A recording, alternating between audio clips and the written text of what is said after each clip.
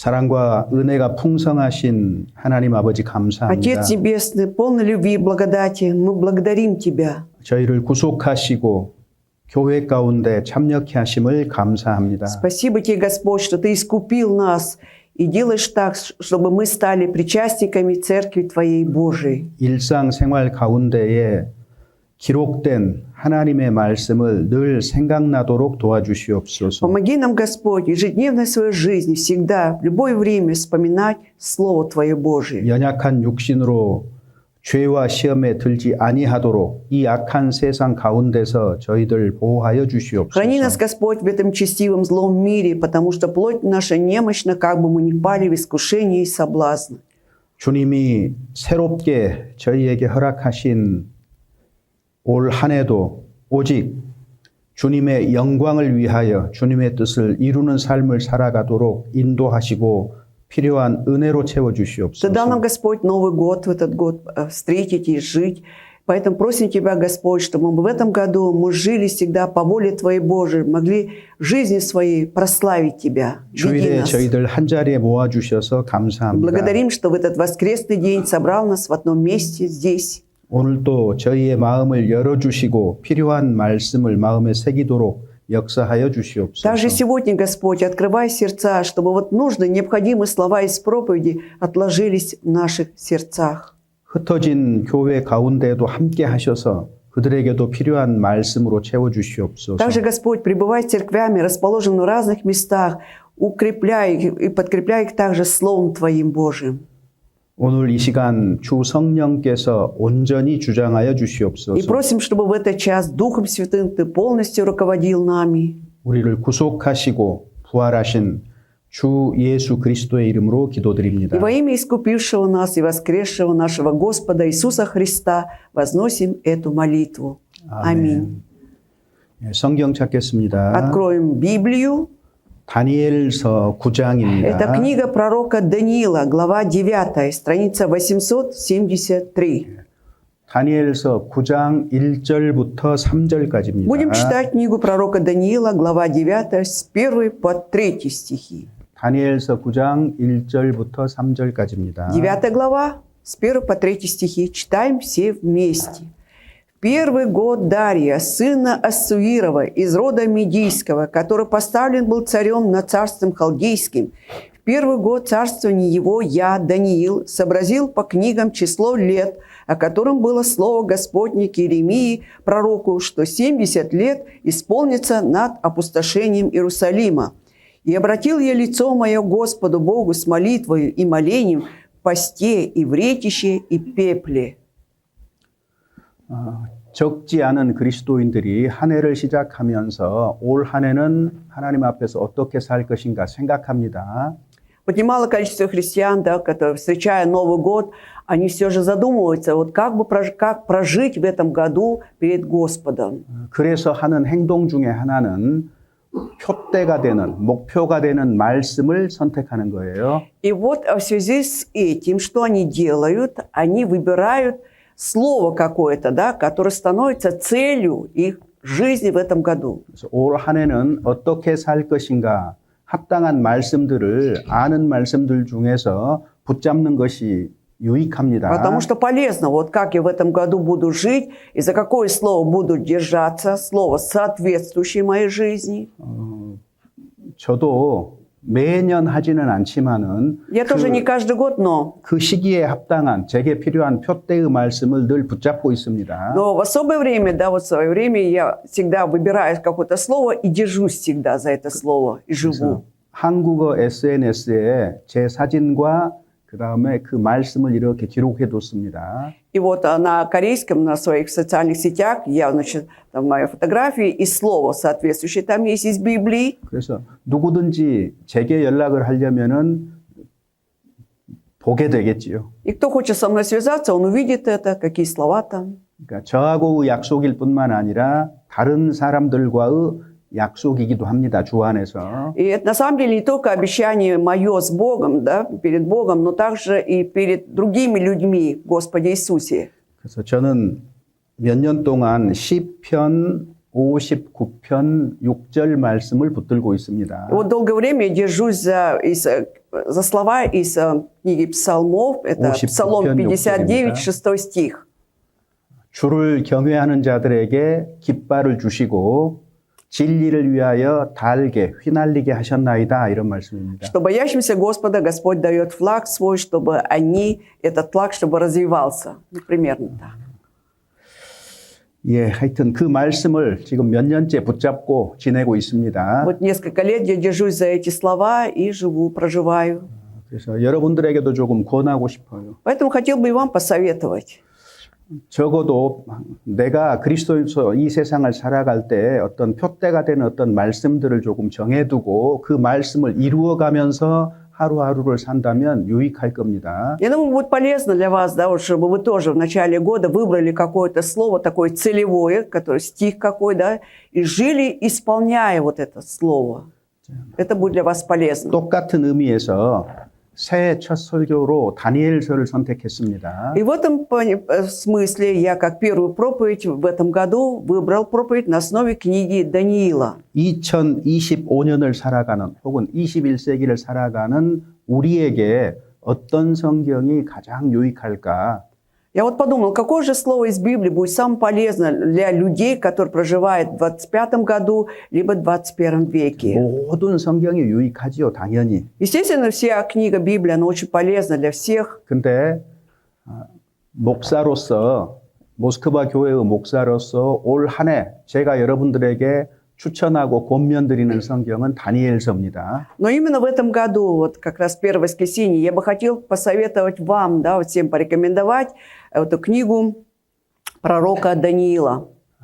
우리가 마땅히 마음에 새기고 살아야 될 지침들이 이 성경에 충분하게 기록되어 있기 때문에 그렇습니다. Потому что в данной книге сполна записано вот те направления, за которые мы должны, естественно, держаться, живя христианской жизнью. 매우 짧은 성경이잖아요. В общем, эта книга не такая длинная, то есть это краткая такая книга.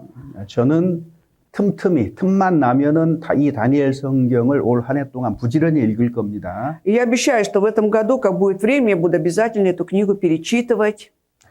그리고 우리 토요일 성경 공부 시간에 다니엘서를 공부한 적이 있어요. Конечно, мы изучали данную книгу Даниила во время субботних занятий. 어렵게 느껴지는 부분들이 있다면 인터넷에서 찾아서 쭉 한번 들어보시면 도움이 될 것 같습니다. Если есть такие места, которые для вас представляют еще сложность понимания, да, тогда вы в интернете, на нашем сайте можете найти изучение Библии, и это вам поможет.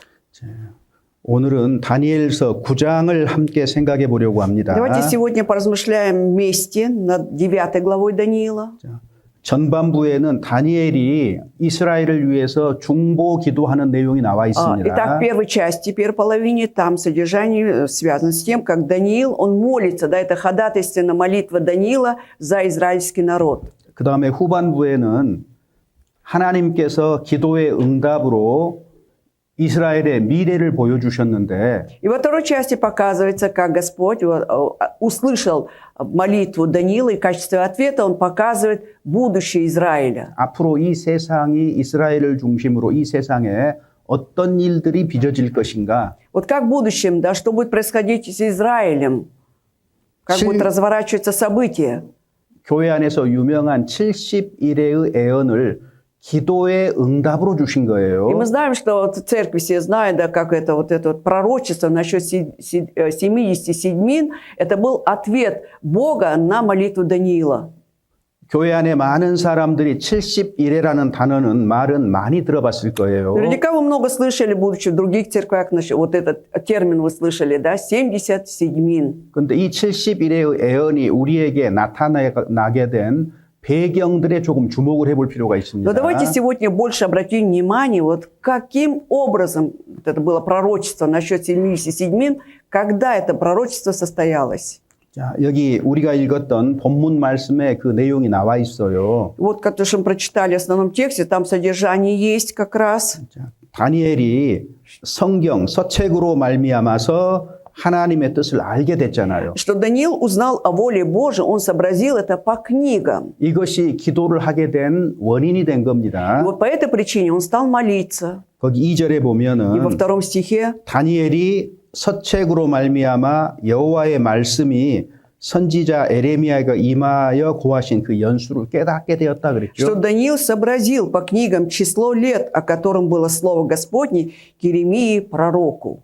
여기 이 책이 바로 에레미야 성경입니다. А какая книга здесь имеется в виду? Как раз книга пророка Иеремии. 바벨론 포로 생활을 하는 중에도 자기가 맡은 일에 바쁜 중에도 다니엘은 하나님의 말씀을 붙잡고 있었던 겁니다. То есть мы видим, да, находясь в плену, несмотря на то, что Даниил был очень занят, тем не менее он не забывал о Слове Божьем, он держался за Слово Божие. 에레미야 성경을 읽었다는 거예요. То есть он прочитал эту книгу пророка Иеремии. 성경을 읽는 중에 한 가지 알게 된 사실이 있었는데 И во время чтения он сообразил, он уразумел один факт, 징계로 바벨론의 포로 생활을 하고 있는데 그 기간이 70년이라는 사실을 알게 된 거예요. Он узнал, что израильский народ в качестве наказания оказался в плену в Вавилоне, и этот срок насчитывает 70 лет. 자, 다니엘이 읽었던 성경은 에레미야 성경 25장입니다. То есть Даниил 찾아보죠. прочитал какую книгу? Давайте откроем книга пророка Иеремии, 25 глава. Иеремия, 25 에레미야 성경 25장 25 глава Иеремии, 11절입니다. стих 11, страница 762. 25 глава, стих 11. 11절, И 12절. 12 стих прочитаем. «И вся земля эта будет пустынью и ужасом, и народы сии будут служить царю Вавилонскому 70 лет. И будет, когда исполнится 70 лет, накажу царя Вавилонского и тот народ, говорит Господь, за их нечестие и землю халдейскую, и сделаю ее вечную пустынею». 하나님이 주신 가나안 땅은 이제 징계와 심판으로 말미암아서 황폐해져 버리고 그 나라 백성들은 포로 생활을 70년 하게 될 겁니다. 가나안 땅 아니고 갈대아 땅이죠? 아니 가나안 땅. А. 네, 가나안 땅이 맞습니다. И, значит, пока израильский народ войдет 70 лет, то есть ханаанскую землю, он должен пройти через этот вавилонский плен, который будет длиться 70 лет. 그리고 이스라엘 사람들은 바벨론의 왕을 70년 동안 섬기게 될 것이다. Израильский народ будет 70 лет служить этому царю вавилонскому. 그런데 70년이 차면은 И когда исполнится это 70 лет, 하나님께서 이스라엘 백성들을 하나님이 약속하신 그 땅으로 다시 되돌리신다는 얘기예요. здесь говорится о том, что Господь Бог вернет обратно израильский народ на свою родную землю. 그래서 이스라엘이 바벨론 포로 생활을 한 게 대략 70년인데 Мы знаем, что израильский народ примерно 70 лет был в плену в Вавилоне. 다니엘이 이 에레미야 성경을 읽은 때는 BC 538년입니다. 583 год был до нашей эры, когда вот Даниил прочитал книгу пророка Даниила, Иеремии. 왜냐하면 9장 1절에 보면은 Потому что в 9 главе 1 стихе Даниила 다리오가 갈대아 나라 왕으로 세움을 입던 원년이라고 돼 있거든요. написано, что это был первый год Дария, когда был поставлен царем над царством халдейским. 요 연수가 BC 538년이에요. 538년입니다. 585 год был. 자, 그런데 자, 70년 포로 생활은요. 538 год. 1차 포로로 잡혀갔을 때 하고 1차로 귀환했을 때까지의 기간을 얘기하는 겁니다. 70년이. Но 70 лет это указывает на тот срок, когда они первый раз оказались, то есть с первого этапа плена до второго этапа. Вот этот срок. 포로로 잡혀갈 때 3번에 걸쳐서 포로로 잡혀간 Мы 거예요. знаем, что вот это пленение, оно совершалось в 3 этапа. 그리고 돌아올 때도 3차례에 걸쳐서 귀환을 하게 И 되는데 также, когда они возвращались, также в 3 этапа возвращались. 처음 포로로 잡혀갈 때가 BC 605년입니다. Первый раз, когда они были взяты в плен, это было в 605 году до нашей эры. 그리고 포로에서 다시 고향 땅으로 첫 번째 돌아왔을 때가 BC 537년이에요.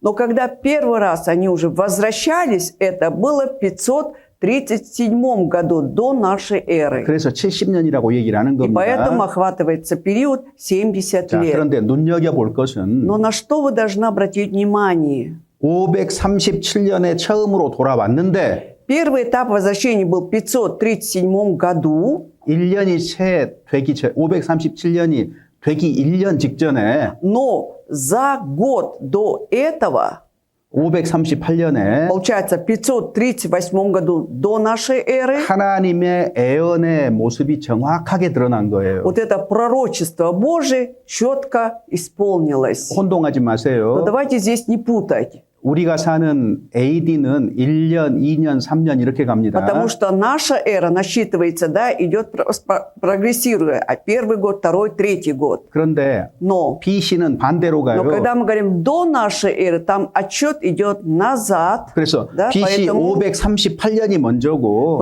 Поэтому сначала идет 538 год, 그 다음에 537년, 536년 이렇게 а 가는 потом 겁니다. идет 537 год, 536 год, то есть назад идет.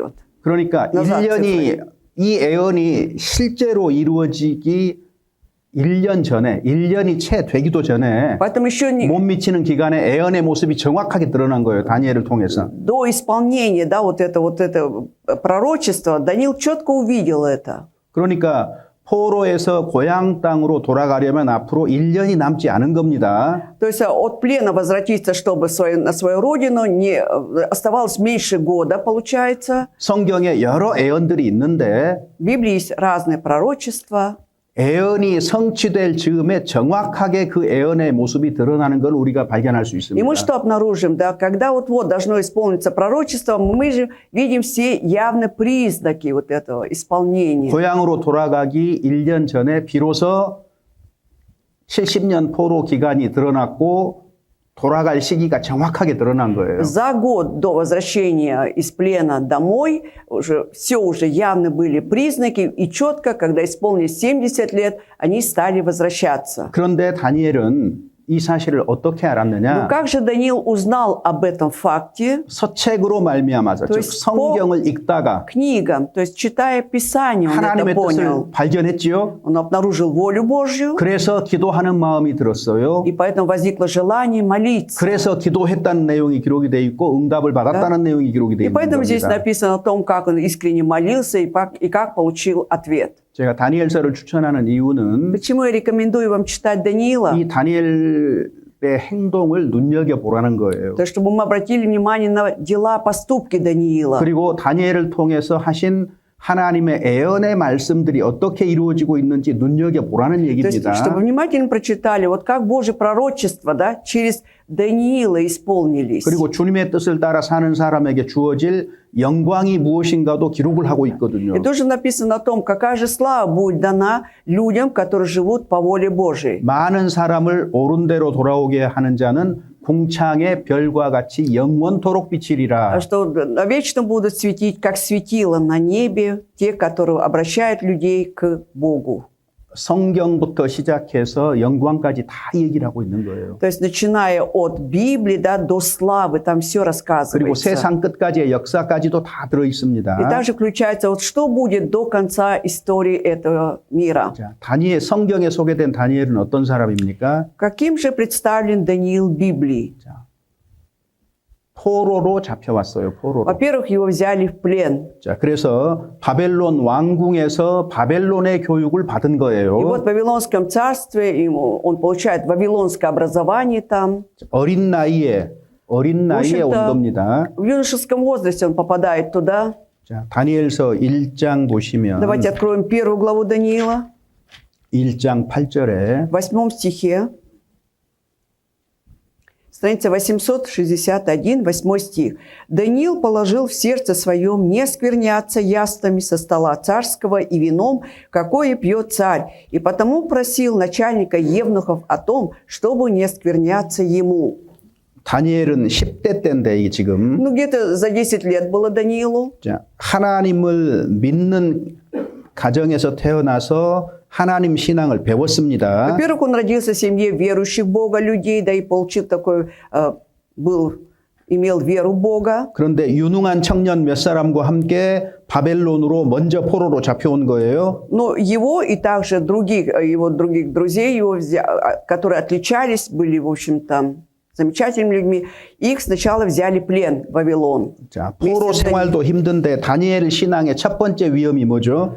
И так жизнь в плену сложна, да, но первая опасность, которая постерегала веру, вот это Даниила в чем заключалась? 왕이 주는 음식을 먹어야 되는데 그것은 우상에게 드린 음식입니다. нужно 자신을 더럽히는 거예요. Яствами со царского стола, но он понимал, что это жертвенное, и поэтому не хотел осквернять себя. 그래서 왕이 주는 음식을 거절한 거예요. И поэтому он положил в сердце своем отказаться от этих царских яств. 이건 목숨을 건 행동입니다. Получается, он жизнь положил на это, да, это был огромный риск его 지금의 жизни. 대통령하고 고대 세계에서 왕하고는 권력의 차이가 엄청나게 커요. Конечно, огромная разница между властью нынешнего президента и вот теми фараонами, то есть этими царями Вавилонии. 자, 그런데 여기 보시면은 Но вот здесь, если посмотреть, 전혀 낯설고 새로운 환경 속에 우상을 섬기는 이 환경 속에 놓였는데 вот он оказался совершенно незнакомым, да, непонятном каком-то мире, да, в окружении, и тут нужно было ему служить еще идолам. 다니엘은 영적으로 매우 민감한 사람이에요. Но Даниил в духовном плане был очень чувствительным. 위험스러운 상황 속에 놓여 있다는 것을 알고 Он 있습니다. понимал, конечно, что он находится в опасной ситуации, там очень опасно было. 이러한 때를 살아갈 때에 비상한 마음이 필요하다. 아주 특별한 마음이 필요하다는 걸 알고 있는 И он 겁니다. понимал, когда живешь, то в это время требуется особый, да, какой-то настрой сердца, то есть буквально героический. 그래서 뜻을 정했다. 그래서 뜻을 И 정했다. поэтому он положил в сердце своем, 비록 сказано. 목숨을 내놓을지라도 Хотя он понимал, что рискует своей жизнью, 자신을 더럽히지 않겠다. но то, что не будет оскверняться, 하나님의 뜻을 따라 살겠다는 마음을 정한 то 거예요. есть он решил в сердце своем, что будет жить все равно по воле Божьей. 하나님이 이 다니엘을 귀하게 여기시고 다니엘의 이 뜻이 문자 그대로 이루어지는 내용이 1장에 나와 И 있습니다. потом в первой главе мы читаем, насколько Бог оценил за это Даниила и буквально как есть все исполнил через 새해를 Даниила. 시작하면서 И вот начиная Новый год, 우리 각자가 인생에 대한 여러 계획이 있을 줄 압니다. я знаю, что каждый, наверное, планирует что-то, да, на свою жизнь в 근데 Новом году. 그리스도인으로서 하나님의 자녀로서 어떤 마음을 정하셨는지 Но вот будучи христианами, детьми Божьими, да, что мы положили в сердце своем? 뜻을 정하고는 사시는지 Живем ли вот это по воле Божией? 한 번쯤은 생각해 볼 필요가 있습니다. Стоит, наверное, хотя бы раз подумать об этом. 이제 시작입니다. 새해. Новый год вот-вот начался. 그래서 하나님의 어떤 표대가 되는 말씀이라든가 주 안에서 내가 어떤 사람으로서 살아가겠다는 뜻을 정하는 게 필요해요. 정하는 게. Поэтому что требуется? Вам тоже нужно положить в сердце, да, по какому слову я все же буду жить, как я буду жить, исполняя волю 그래야 Божью. 인생의 방향이 뚜렷해지는 겁니다. И тогда жизненное направление будет четким и ясным. 이 인생길을 내가 어떻게 걸어가야 될 것인가 뚜렷해지는 거예요. Я буду четко знать, как я буду идти по этому жизненному пути. 여러분 그리스도인은 아무 생각 없이 살면 안 Вот 됩니다. если мы христиане, мы не должны жить вообще бездумно. 그리스도인이 생각 않고 산다는 것은 거의 범죄에 가까워요. Вы знаете, когда христианин живет бездумно, это очень схоже с каким-то совершением преступления. 하나님의 은혜, 특히 구원의 은혜에 대해서 감사하는 표시도 없다는 얘기잖아요. То это означает то, что ты абсолютно не имеешь никакой благодарности за полученную Божью благодать спасения. 주님의 영광을 위해서 살고 있다는 의식이 없잖아요. То есть нет осознания того, что ты должен жить для славы Божией. 그래서 뜻을 정한다는 것은 매우 중요한 Поэтому 겁니다. положить что-то в сердце – это очень важно. 뜻만 정했던 사람이 아니에요. То есть он не только какую-то волю Божию вложил в себя. 실제로 하나님이 응답해 주신 것을 경험한 겁니다. То есть Даниил вот на себе да испытал, как Бог ответил на его молитвы. 성경을 잘 아는 것은 훌륭하지만 Это замечательно, когда человек хорошо знает содержание Библии. 그 하나님이 하신 말씀이 내 일상생활 속에서 경험되고 체험되는 것은 훨씬 더 중요한 Но 일입니다. намного важнее, наверное, чтобы любое вот слово из Библии мы пережили в своей жизни, да, испытали на себе. 한 번의 기도의 응답으로도 우리는 담대한 삶을 살아갈 수 있습니다. Вот даже если один раз хотя бы получим ответ на наши молитвы, вот тогда мы уже начинаем жить в дерзновении. 다윗이 골리앗을 죽일 수 있었던 담대한 용기가 어디서 나왔을까요? Вот откуда у Давида появилась такая смелость, да, убить этого Голиафа? 다윗은 하나님과 친밀하게 어려서부터 교제하던 사람이거든요. А мы же знаем, что с детства 기도하던 Даниил 사람이었습니다. имел тесную взаимосвязь, отношения с Богом, да, он всегда молился Богу, Даниил. 이스라엘의 군대 Ой, 다윗. 모두가 골리앗을 두려워하고 있을 때에 Вот когда все израильтяне, взрослые люди, все находились в страхе 어린 из-за этого 다윗이 왜 Голиафа, 골리앗과 싸우기를 청했을까요? отчего же вот этот юный Давид предложил, да, что он пойдет на войну с этим Голиафом? 사울 왕이 봤을 때 В глазах Саула, 아직 어려요. царя, он был еще юным очень. 키가 큰 거인 골리앗을 어떻게 думаешь, как он 이 может- 어린애가 이길 수 있을까라고 생각했을지 모르죠.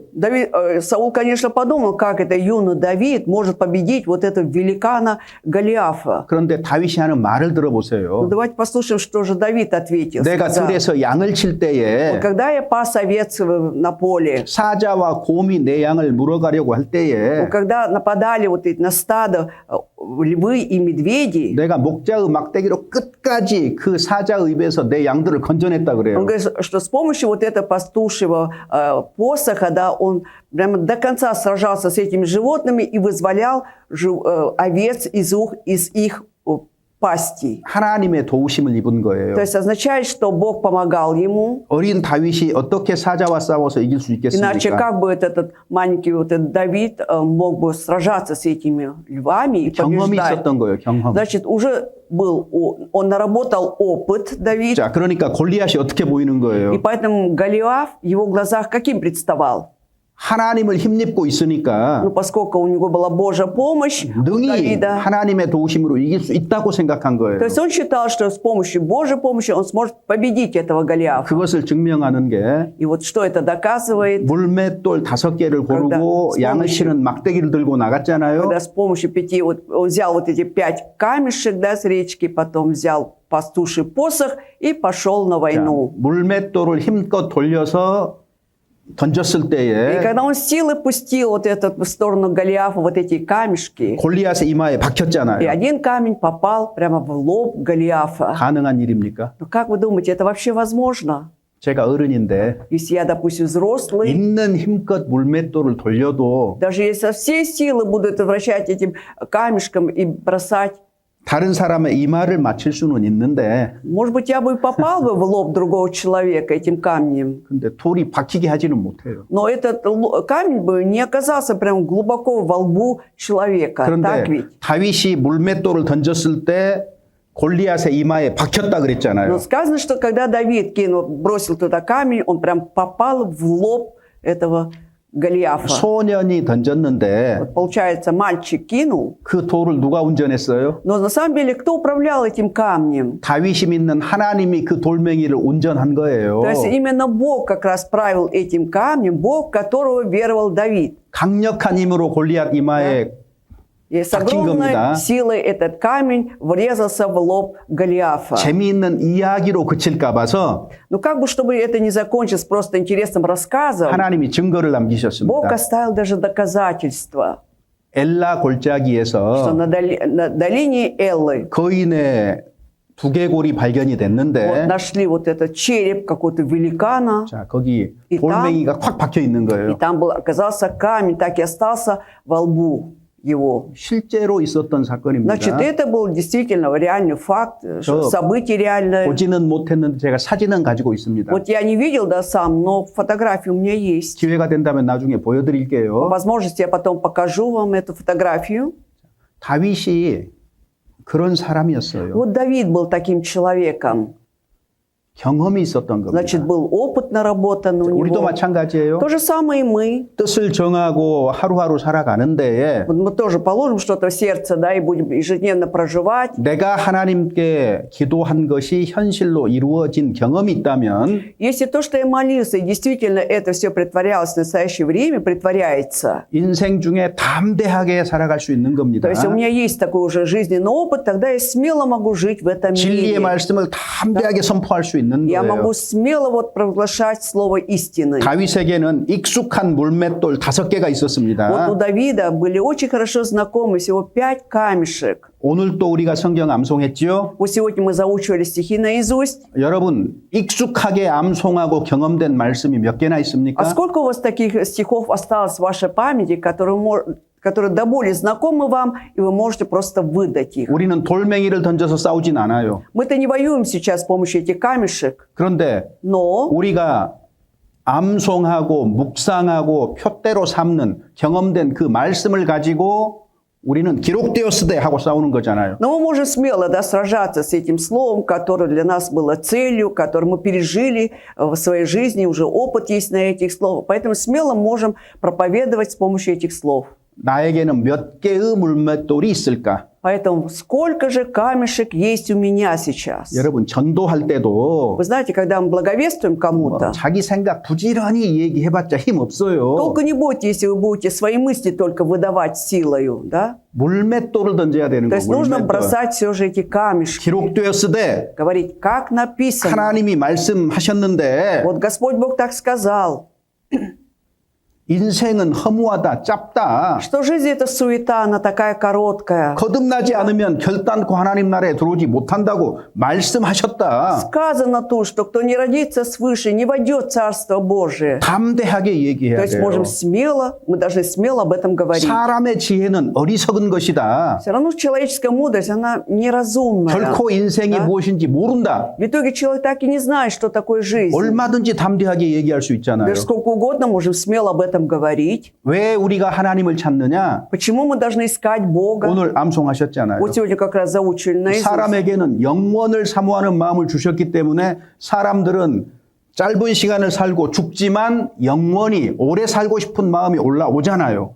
Вот человеку дал, вложил такое сердце, стремится к бессмертию. И хоть человек живет короткой жизнью, но все равно появляется иногда желание иметь жизнь вечную. 죽는 줄 아는데 왜 오래 살고 싶은 거예요? Он прекрасно понимает, что когда-то умрет, от чего же он хочет жить долго, как вы думаете? 영원을 사모하는 마음을 하나님이 우리에게 주셨기 Потому что 때문이잖아요. Бог вложил в наши сердца вот это стремление к вечности. 왜 인생이 무엇인지 아무도 정확하게 말을 못해요? Почему ни один из людей не может четко сказать, что такое человеческая жизнь? 하나님이 인생의 시종을 시작과 끝을 알지 못하게 하셨다고 했잖아요. Потому что сказано, что Бог не дал людям четко знать начало и конец человеческой 오늘 жизни. 외웠으면 Если сегодня заучили, 전도할 и 때에 когда благовествуем 자, кому-то, 기록되었으되 можем сказать, как написано, 하나님이 가라사대 либо Бог 이게 сказал. 다윗의 물맷돌이 되는 Вот это 거예요. было как раз камешком для Давида. 여러분 다윗의 물맷돌처럼 사용하지 않으면 소용없어요. Если мы не будем использовать эти слова, как Давида камушки, тогда все бесполезно заучивать. 내 입술을 통해서 담대하게 하나님의 말씀이 선포가 될 때에 하나님의 능력으로 이 말씀이 붙잡혀서 그 사람 마음에 심기는 거예요. Когда я смело буду доносить Слово Божие, которое я знаю наизусть, тогда Господь Бог использует это Слово и вложит это в сердце слушателя. 피상적인 신앙생활에서 벗어나야 되는 Давайте 겁니다. отойдем от этой вот поверхностной духовной жизни. 첫 번째로 해야 될 일은 Поэтому первое, что нужно делать, 내가 뜻을 정하는 거예요. 뜻을 то есть, 정하는 거. как написано здесь, положить в сердце. 내게 주어진 시간 속에서 2025년 이 시간 속에서 на는 하나님 앞에서 어떻게 살 것인가 뜻을 정하는 게 필요합니다. То есть нужно нам тоже что-то положить в сердце, да, вот в отпущенное нам Богом время, хотя бы в 2025 году, как я буду жить. 그런 액션이 없잖아요. А когда нет таких действий, 어제나 오늘이나 내일이나 힘 없는 능력 없는 그리스도인의 삶을 삽니다. тогда приходится жить христианину вот это бессильной жизнью какой-то, да нет никакой силы, что вчера, сегодня, завтра. 여전히 교회에 참석하고 Все так же будем приходить на собрания, 성경도 읽고 читать 뭐 Писание, 이런저런 기도도 하겠지요. молимся, всякие молитвы дано, 그런데 내 возносим. 삶에서 어떤 강력한 능력은 안 나타납니다. Но в моей жизни не происходит какая-то сила Божья. 어떻게 сила. 살 것인가 마음을 정한 적이 없는데요. Потому что я никогда не клал в сердце своем, то есть не определял в своем сердце, как буду жить. 방향이 없는 거예요. То есть, получается, нет направления. 인생은 마라톤과 같은데 А ведь жизнь наша – это как марафон. 목적지가 분명하게 있잖아요. Ведь четкая 목적지가. конечная цель назначения, да, куда бежать. 그 결승선을 향해서 달려야 되는 И 거예요. нужно обязательно 방향성이라는 게 있습니다.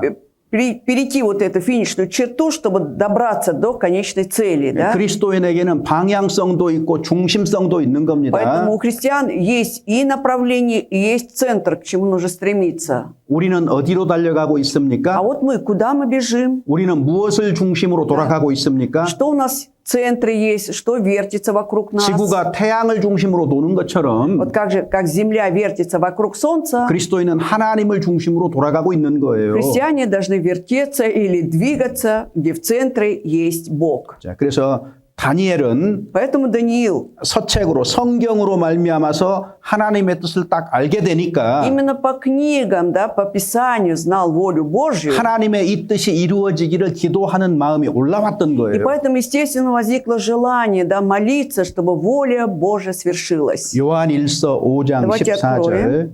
1 Иоанна, 5 глава, 14 стих. 1 Иоанна, 요한일서 5장 14절입니다. 5 глава, 14 стих. Страница 183 Нового Завета. Глава 5, стих 14, 183 страница. Давайте читать.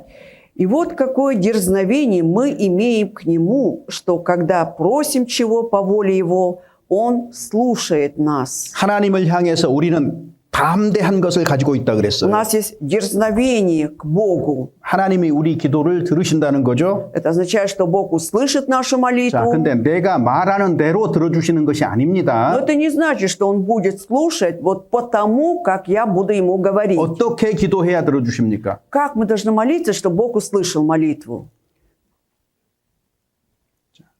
그의 뜻대로 무엇을 구하면이에요.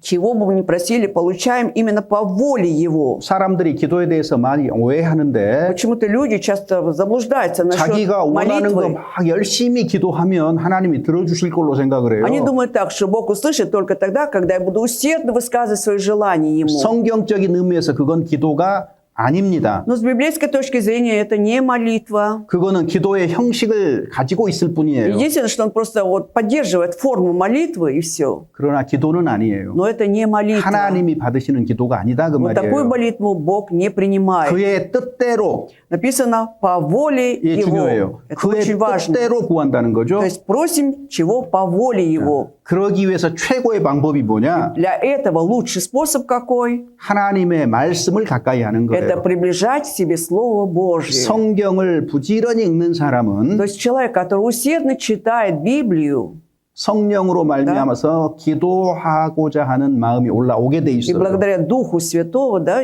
получается, у него появляется желание молиться. 그리고 하나님 뜻대로 무엇을 기도해야 될지도 분명하게 알게 И 됩니다. он четко будет знать, что просить по воле Божьей. 그래서 성경과 기도는 Поэтому 동행하는 거예요. 동행. молитва и Библия, они идут вместе, рядом. 하나님을 향해서 잘 살고자 하는 어떤 의지가 있을지라도 Может быть, есть какая-то воля хорошо жить по воле Божией. 다니엘이 만약에 желание. 성경을 읽지 않았다면 Но вот представьте Даниила, да, если бы он бы не читал бы Писание, 하나님의 뜻을 да, 몰랐을 거예요. во-первых, он не знал бы воли Божией, 그러니까 하나님의 뜻대로 기도할 수 없었을 거예요. естественно, и не смог бы молиться по воле Божией. 아, 바벨론 포로 기간이 70년이구나. А он сообразил, что 70 лет – это срок вавилонского плена. 얼른 숫자를 세봤어요. Быстро подсчитал. 1년이 못 돼서 고향 땅으로 돌아가겠구나. Не пройдет и года, мы возвратимся на свою родную землю. 비록 그것이 사실일지라도 하나님께 구해야만 이루어지는 거니까 Хотя он знал, что это обязательно состоится, но он решил все же молиться, 자기 просить у 민족을 위해서 Бога. 기도한 И 거잖아요. он молится искренне за свой народ. 자, 그래서 하나님이 뜻대로 구하면 И 들어주시는데 поэтому, если будем чего просить по воле Его, Бог 하나님이 услышит. 안 들어주시는 기도 있다는 거 아셔요? А знаете ли вы, что есть такие молитвы, которые Бог не слышит? 야고보서 4장 Давайте откроем книгу Иакова, глава 3절 4, стих 3, страница 171. Новый Завет, Иакова, глава 4, стих 3. Давайте. «Просите и не получаете, потому что просите не на добро, а чтобы употребить для ваших вожделений». 하나님께 구하는데 응답을 받지 못해요. Но человек просит, но не получает ответа. 정욕을 위해서 기도한다 무슨 말이에요? Что означает употребить для ваших вожделений? 이기적인 기도, Это 이기적인. эгоистичная такая молитва. 자기의 유익만을 구하는 Он 거예요. просит только для своей пользы. 하나님의 영광은 온데간데 없고 하나님의 뜻과는 상관이 없는 То 기도가 есть 되는 거예요. непонятно, где вообще Бог сам, да, где Его воля Божия. 제가 늘 말하는 것이 Я же всегда вам говорю, 하나님 이 병에서 낫게 해주세요. когда мы просим, Господь, исцели меня от этой 건강하게 болезни. 해주세요. Я должен быть здоровым. 왜 하나님이 건강하게 해주셔야 А 되는데요? почему Бог должен дать ему здоровье? За что? 왜 건강하게 해줘야 되는데요? Почему он должен, Бог, дать здоровье? 무엇을 위해서? А для чего, самое главное? 자기 육신을 위해서 Для его плоти. 그것이 하나님의 영광과 하나님의 뜻을 이루는 것과 무슨 А 상관이 있죠? какое это имеет отношение к славе Божией, к тому, чтобы воля его исполнилась? 하나님 제게 건강을 돌려주셔서 Господь, дай мне здоровье. 남은 인생 동안 하나님 뜻대로 힘차게 살 수 있도록 제게 은혜를 베풀어 주십시오. Дай мне в этом благодать, чтобы до конца своей жизни я мог в силах послужить Тебе, жить по воле Твоей. 똑같이 건강을 위해서 기도했는데 다르죠? Да? Вроде обе молитвы были направлены на получение здоровья, но все же мы видим различия тут. 하나님 Да? 제가 낫기를 원하지만 Господь, я хочу исцелиться, но 제가 병들어 있는 중에 신앙을 잃지 않고 살아간다면 그것이 하나님께 영광이라면 그렇게 но 살도록 если даже я не буду исцелен, буду Иисусе. просто лежать, все это будет для славы Твоей, Господь. Пусть да будет так. 죽을 때까지 내가 아파도 그것이 하나님께 영광을 드릴 수 있는 방법이라면 하나님 기꺼이 Если я 받아들이겠습니다. до смерти буду в лежачем положении, Господь, я это искренне приму все, если это будет для славы Твоей.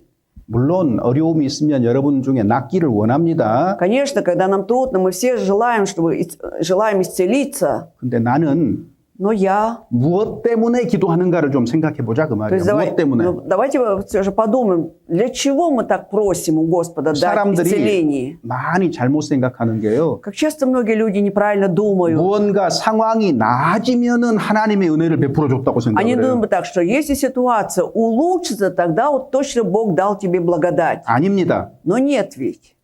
어려움 중에서도 Именно находясь в трудности, так? 얼마든지 하나님의 은혜를 느낄 수 있고 감사할 수 Сколько 있어요. угодно ты можешь почувствовать вот эту благодать Божию и благодарить. 그리스도인에게 고난은 주어질 것이 틀림없는 А 거예요. мы же точно знаем, что если христиане, то точно даются вот эти страдания и скорби. 우리는 말이나 노새와 같이 고집이 세요. Ну, бывает, мы как лошади или, допустим, мулы, или кто, ишак, бываем часто упрямые. 고난을 허락하셔서 Но Бог допускает вот эти трудности в нашей жизни, 주님을 의지하게 하고 тем самым, чтобы мы полагались на Бога. 우리를 더욱더 깨끗하게 Да? 하시는 Чтобы 거예요. тем самым через это еще больше мы очищались. 하나님은 우리를 고치시기를 Потому что 원하십니다. Богу угодно исправлять нас. 우리가 건강하게 살기를 원하시는데 Да, мы хотим жить, будучи здоровыми, 그런데 건강해지는 그 과정 속에서 하나님의 뜻을 알기를 더욱더 원하시는 но 거예요. мы должны еще больше хотеть, как раз в процессе выздоровления, побольше узнать волю Божию. 그래서 정욕으로 쓰려고 자기 유익만을 위해서 기도하는 거 하나님 안 들어주셔요. Поэтому Бог не будет слышать молитву, когда мы просим, чтобы употребить для наших вожделений. 시간 지나서 только. 병 나았어요. Вот прошло время, человек исцелился. 자기는 정욕을 위해서 구했는데 Хотя он же просил для своего 그러니까 вожделения. 착각하는 거야, 착각. И тут он заблуждается. 하나님이 내 기도를 들어주셔가지고 나를 이렇게 낫게 막 했대요. Вот Бог так услышал мою молитву, и видите, я исцелился. 그거 착각이에요, Но это 착각. заблуждение. 자, 시편 Псалом 114편 2절 한번 봅시다. 114:2. 114 Псалом, 2 стих. Псалом 114, стих 2. 114편 2절 2 стих, страница 624. 114 Псалом, стих 2. Давайте читать. «Преклонил ко мне ухо свое, и потому буду призывать его во все дни мои». 하나님은 자녀의 말에 귀를 기울이시는 분이에요. Вот Бог преклоняет ухо свое к детям, 내가 평생에 기도하리로다. и буду призывать его во все дни мои. 지속적으로 기도하는 습관을 가지고 계십니까? Вот у вас есть такая, да, постоянная такая привычка молиться? 혹은 필요할 때만 기도하십니까? Либо вы молитесь, когда только вам нужно, 아쉬울 때만 либо 기도하십니까? когда что-то жаль, вы так досадно где-то вы молитесь. 내가 평생에 Во 기도하리로다. все дни мои буду молиться, призывать Его, то есть молиться. 하나님이 흙으로 사람을 만드시고 생기를 그 코에 불어 넣으시니 생명이 되었다 그랬죠? Вот сказано, что Бог вдунул дыхание жизни, создал человека из праха земного, и стал человек душою живою. 살아있는 사람으로 활동하기 위해서는 하나님이 생기를 불어 넣어 주셔야 То есть 됐습니다. обязательно Бог должен был вдунуть дыхание жизни, чтобы человек был живым и действовал. 우리가 그리스도인답게 생기 있게 살려고 하면 И чтобы мы также, будучи христианами, жили активной жизнью, 하나님이 да, 생기를 불어 넣어 주셔야 되는데 Бог тоже должен вдунуть дыхание жизни своей. 기도입니다. 기도. И это как раз есть молитва. 그래서 기도는 그리스도인의 영적인 호흡이다. 보통 그렇게 Поэтому обычно 말해요. говорим, да, что молитва – это духовно как бы дыхание для человека. 자, 기도하지 않는 사람은 А кто не молится, 병든 사람입니다. это на самом деле как больной человек. 기도하지 않는 사람은 Кто не молится, 어쩌면 그리스도인이 아닐지도 может быть 모릅니다. и не христианин. 입술로는 하나님이라고 부르지만 Устами он будет взывать, говорит Господь, Бог там. 그것은 자기의 일방적인 생각이에요. Но это его односторонняя мысль. 하나님 편에서는 А с точки зрения Бога, 너는 내 자녀가 아니다라고 말할 Бог 수도 скажет, а 있어요. ты же не мое дитя. 그래서 기도하지 않는 사람은 Поэтому не молящийся человек, 하나님의 자녀가 아닐지도 모른다는 것을 Есть 심각하게 вероятность 생각할 필요가 있습니다. того, что он не является чадом Божьим. К этому нужно очень серьезно отнестись. 자, 다니엘이 무슨 А вот 기도했을까요? Даниил о чем молился? 자, 본문 다니엘서 9장 Возвращаемся к 봅시다. Даниилу, 9 главе. 3절, 4절 같이 한번 Читаем 읽어보죠. вместе 3-4 стихи. «И обратил я лицо мое Господу Богу с молитвой и молением в посте и в ретище и пепле. И молился я Господу Богу моему, и исповедовался и сказал, молю Тебя, Господи Боже, великий и дивный, хранящий завет и милость, любящим Тебя и соблюдающим повеления Твои». 여기 금식하고 베옷을 입고 죄를 무릅쓰고 그 말은 Вот эти слова «в посте и в ретище и пепле» 회개의 외적인 표현인 거예요. это внешнее выражение покаяния. 이것이 필수적이라고 얘기하면 안 Но 됩니다. нельзя говорить, что это обязательный момент для покаяния. 금식하고 베옷을 입고 죄를 무릅쓴 것은 다니엘의 마음을 표현한 거예요, И то, что в 밖으로. посте, и в ретище и пепле, тем самым внешне, да, показано вот внутренность этого Давида, сердце, Даниила, сердце 근데 его. 하나님께 기도하면서 자복했다 그랬잖아요. Но он же еще исповедовался, молясь Богу. 자, 그래서 Да?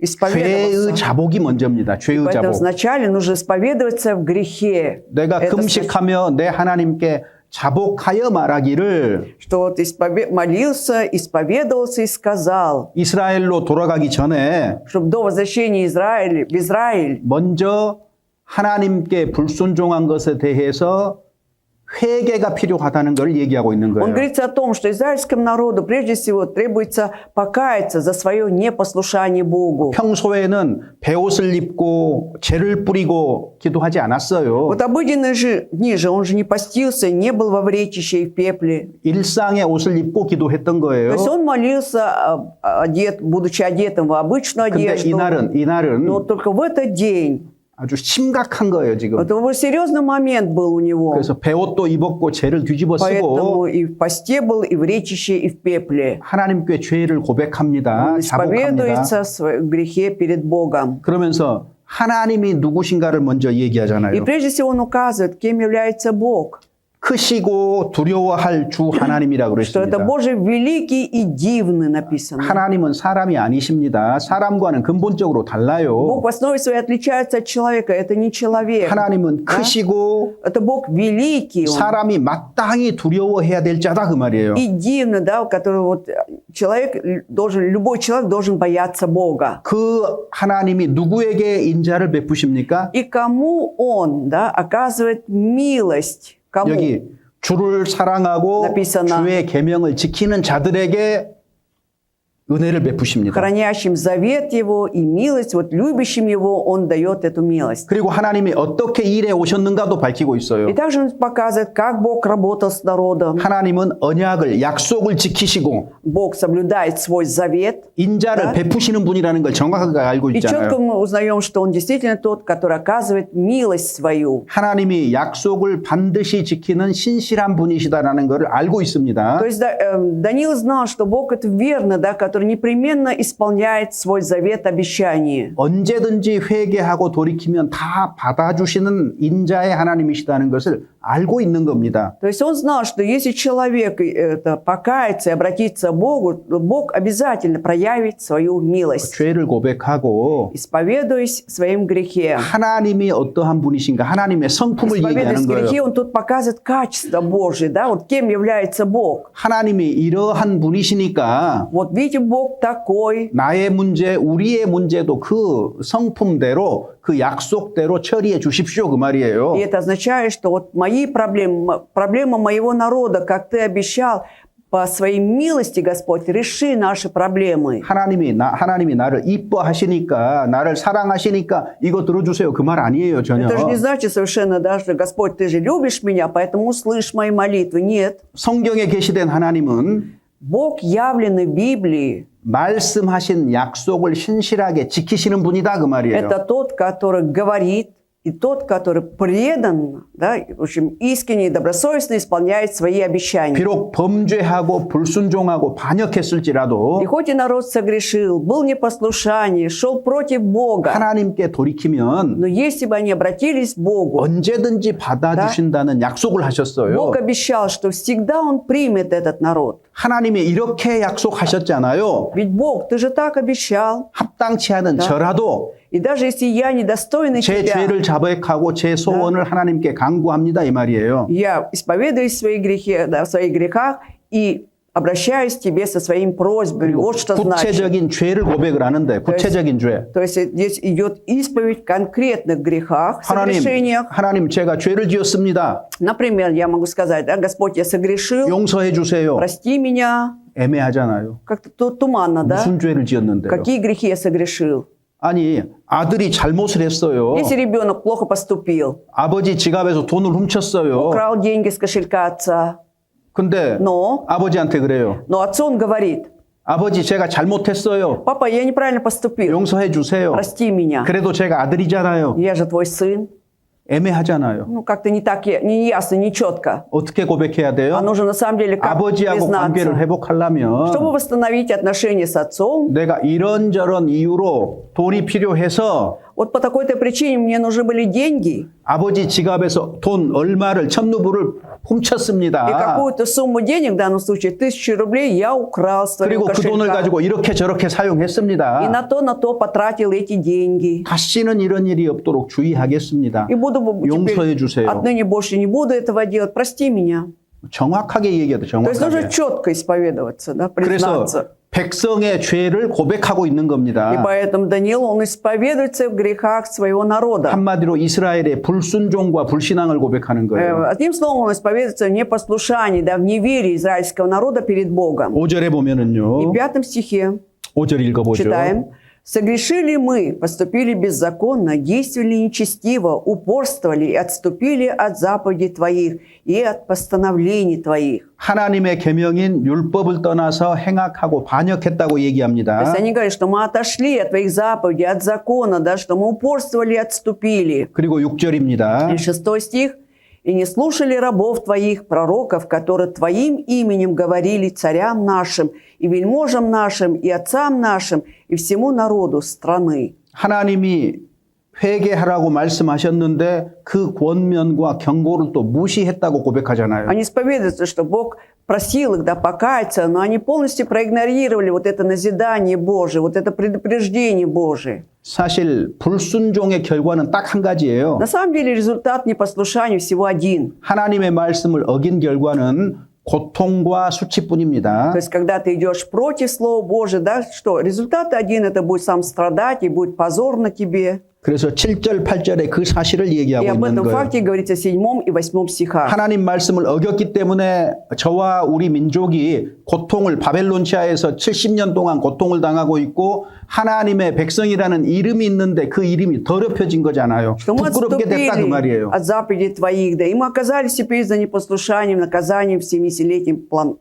плену, и мы осквернили Слово Твое, осквернили имя Твое, Господь. 모든 것이 죄로 인한 징계였습니다. Это было все наказание, да, за их согрешение. 이렇게 구체적으로 자백한 이유가 뭘까요? Вот почему Даниил вот так конкретно исповедовался, как вы думаете? 하나님은 자기의 백성을 용서하신다는 것, 하나님의 긍휼을 구하기 위함이었어요. То есть он все же искал милости у Бога, да, он понимал, что Бог простит по своей милости свой народ. 성경에 있는 사람들의 기도를 보면은요, 재밌는 사실이 발견이 Вы 돼요. обнаружите удивительный факт, когда будете читать вот эти вот молитвы некоторых личностей из Библии. 자꾸 하나님을 자극하는 것을 발견합니다. Вот как мы видим, как они, да, стимулируют Бога, то есть подвигают Бога. 자, 여기 9절에 어떻게 자극합니까? Вот в 9 стихе посмотрим, как это делают. 우리 하나님께는 긍휼과 사유하심이 있사오며 То есть, а у Господа Бога нашего милосердие и прощение, то есть подстрекают Его. 내가 아무리 흉악한 죄를 지었지만 Какое бы я злостное согрешение не сотворил, 하나님은 긍휼이 но 있으시잖아요. у тебя же Бог есть вот это милосердие. 하나님 사유하시는 분이잖아요. Ты же прощаешь, Господь. 계속해서 하나님을 자극하는 То есть 거예요. без конца как бы стимулирует Бога, да, подстрекает Его,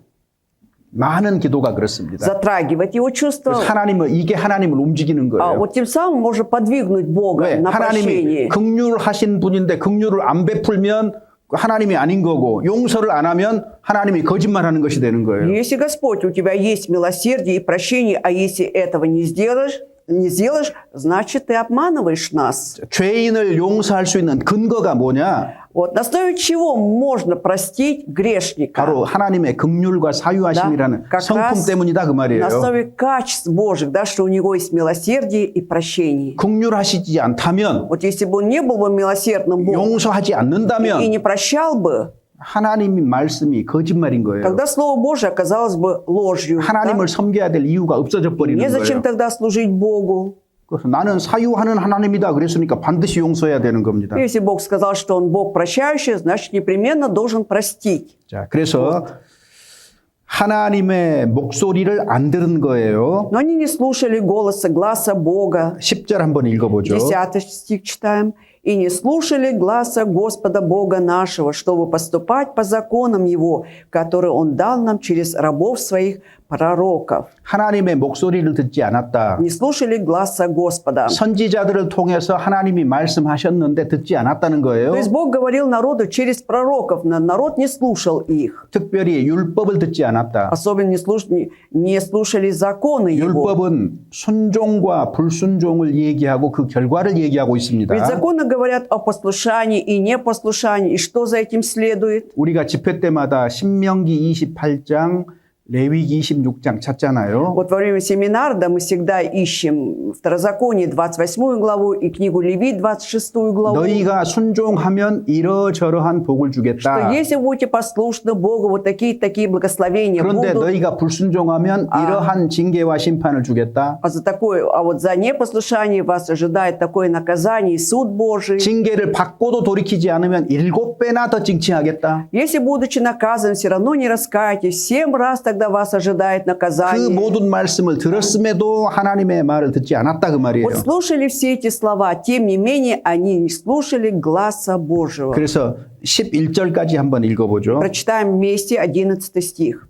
«И весь Израиль приступил закон Твой и отвратился, чтобы не слушать гласа Твоего, и зато излились на нас проклятие и клятва, которая написана в законе Моисея, раба Божия, ибо мы согрешили пред Ним». 여기 이스라엘의 주된 죄 3가지를 얘기를 하고 Вот здесь 있습니다. указывают 3 основных вот греха Израиля. 자, 율법을 지키지 않았죠. 첫 번째. Во-первых, они не соблюдали законы. 하나님 백성이 하나님 말씀대로 살지 않았다 그 말이에요. Это народ Божий не жил по слову Бога. 자, 그다음에 두 번째 죄는 뭐예요? 이건 더 큰 죄예요. Второй больший грех в чем заключался? 범죄에 대해서 책망을 들었는데 돌이키지 않았어요. 회개하지 То 않았어요. есть они слышали обличение за свои грехи, но не раскаялись. 순종 안 한 거 죄인데요. 말씀을 듣고도 안 돌이키는 건 더 큰 죄예요. Вот когда не проявляют послушание, да, это грех, а еще больше грех, когда слушали слово, но не каются. 근데 그것보다 더 큰 죄가 뭔 줄 아세요? А знаете, еще самый больший грех какой? Большой грех. 13절입니다. 13 стих читаем.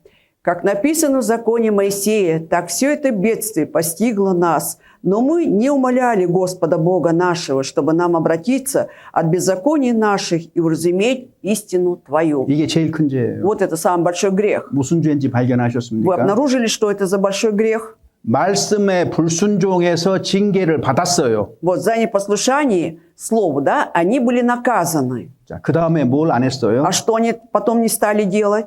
징계로 끝날 겁니까, 인생이? Вот жизнь, вот это наказание должно все закончиться. И 이스라엘 всё. 민족이 징계로 그 운명을 끝낼 거예요. Судьба Израиля должна была закончиться вот этим наказанием и все. 자, 징계를 받았으면 Хорошо, если ты наказан, 주의 은총을 구해야지요. 은혜를 нужно 베풀어 주기를 구해야지요. умолять Господа, чтобы благоволил этот народ, да, чтобы ожидать благословения. 회복시켜 주기를 기도해야 될 거 Нужно 아니에요. молиться, чтобы Бог восстановил все. 그러니까 징계 받고 Ну вот получили наказание. 기도 다 했다고 생각하면 큰일 납니다. И будем считать, что все, помолились, на этом все, это 비록 будет 징계를 неправильно. 받았을지라도 Хоть и наказаны, 주님이 나를 회복시켜 но 주시옵소서. нужно просить дальше: Господь, восстанови меня. 하나님에게는 긍휼이 풍성하신 분이잖아요. 자비가 풍성하신 분이잖아요. У тебя же столько милости и милосердия.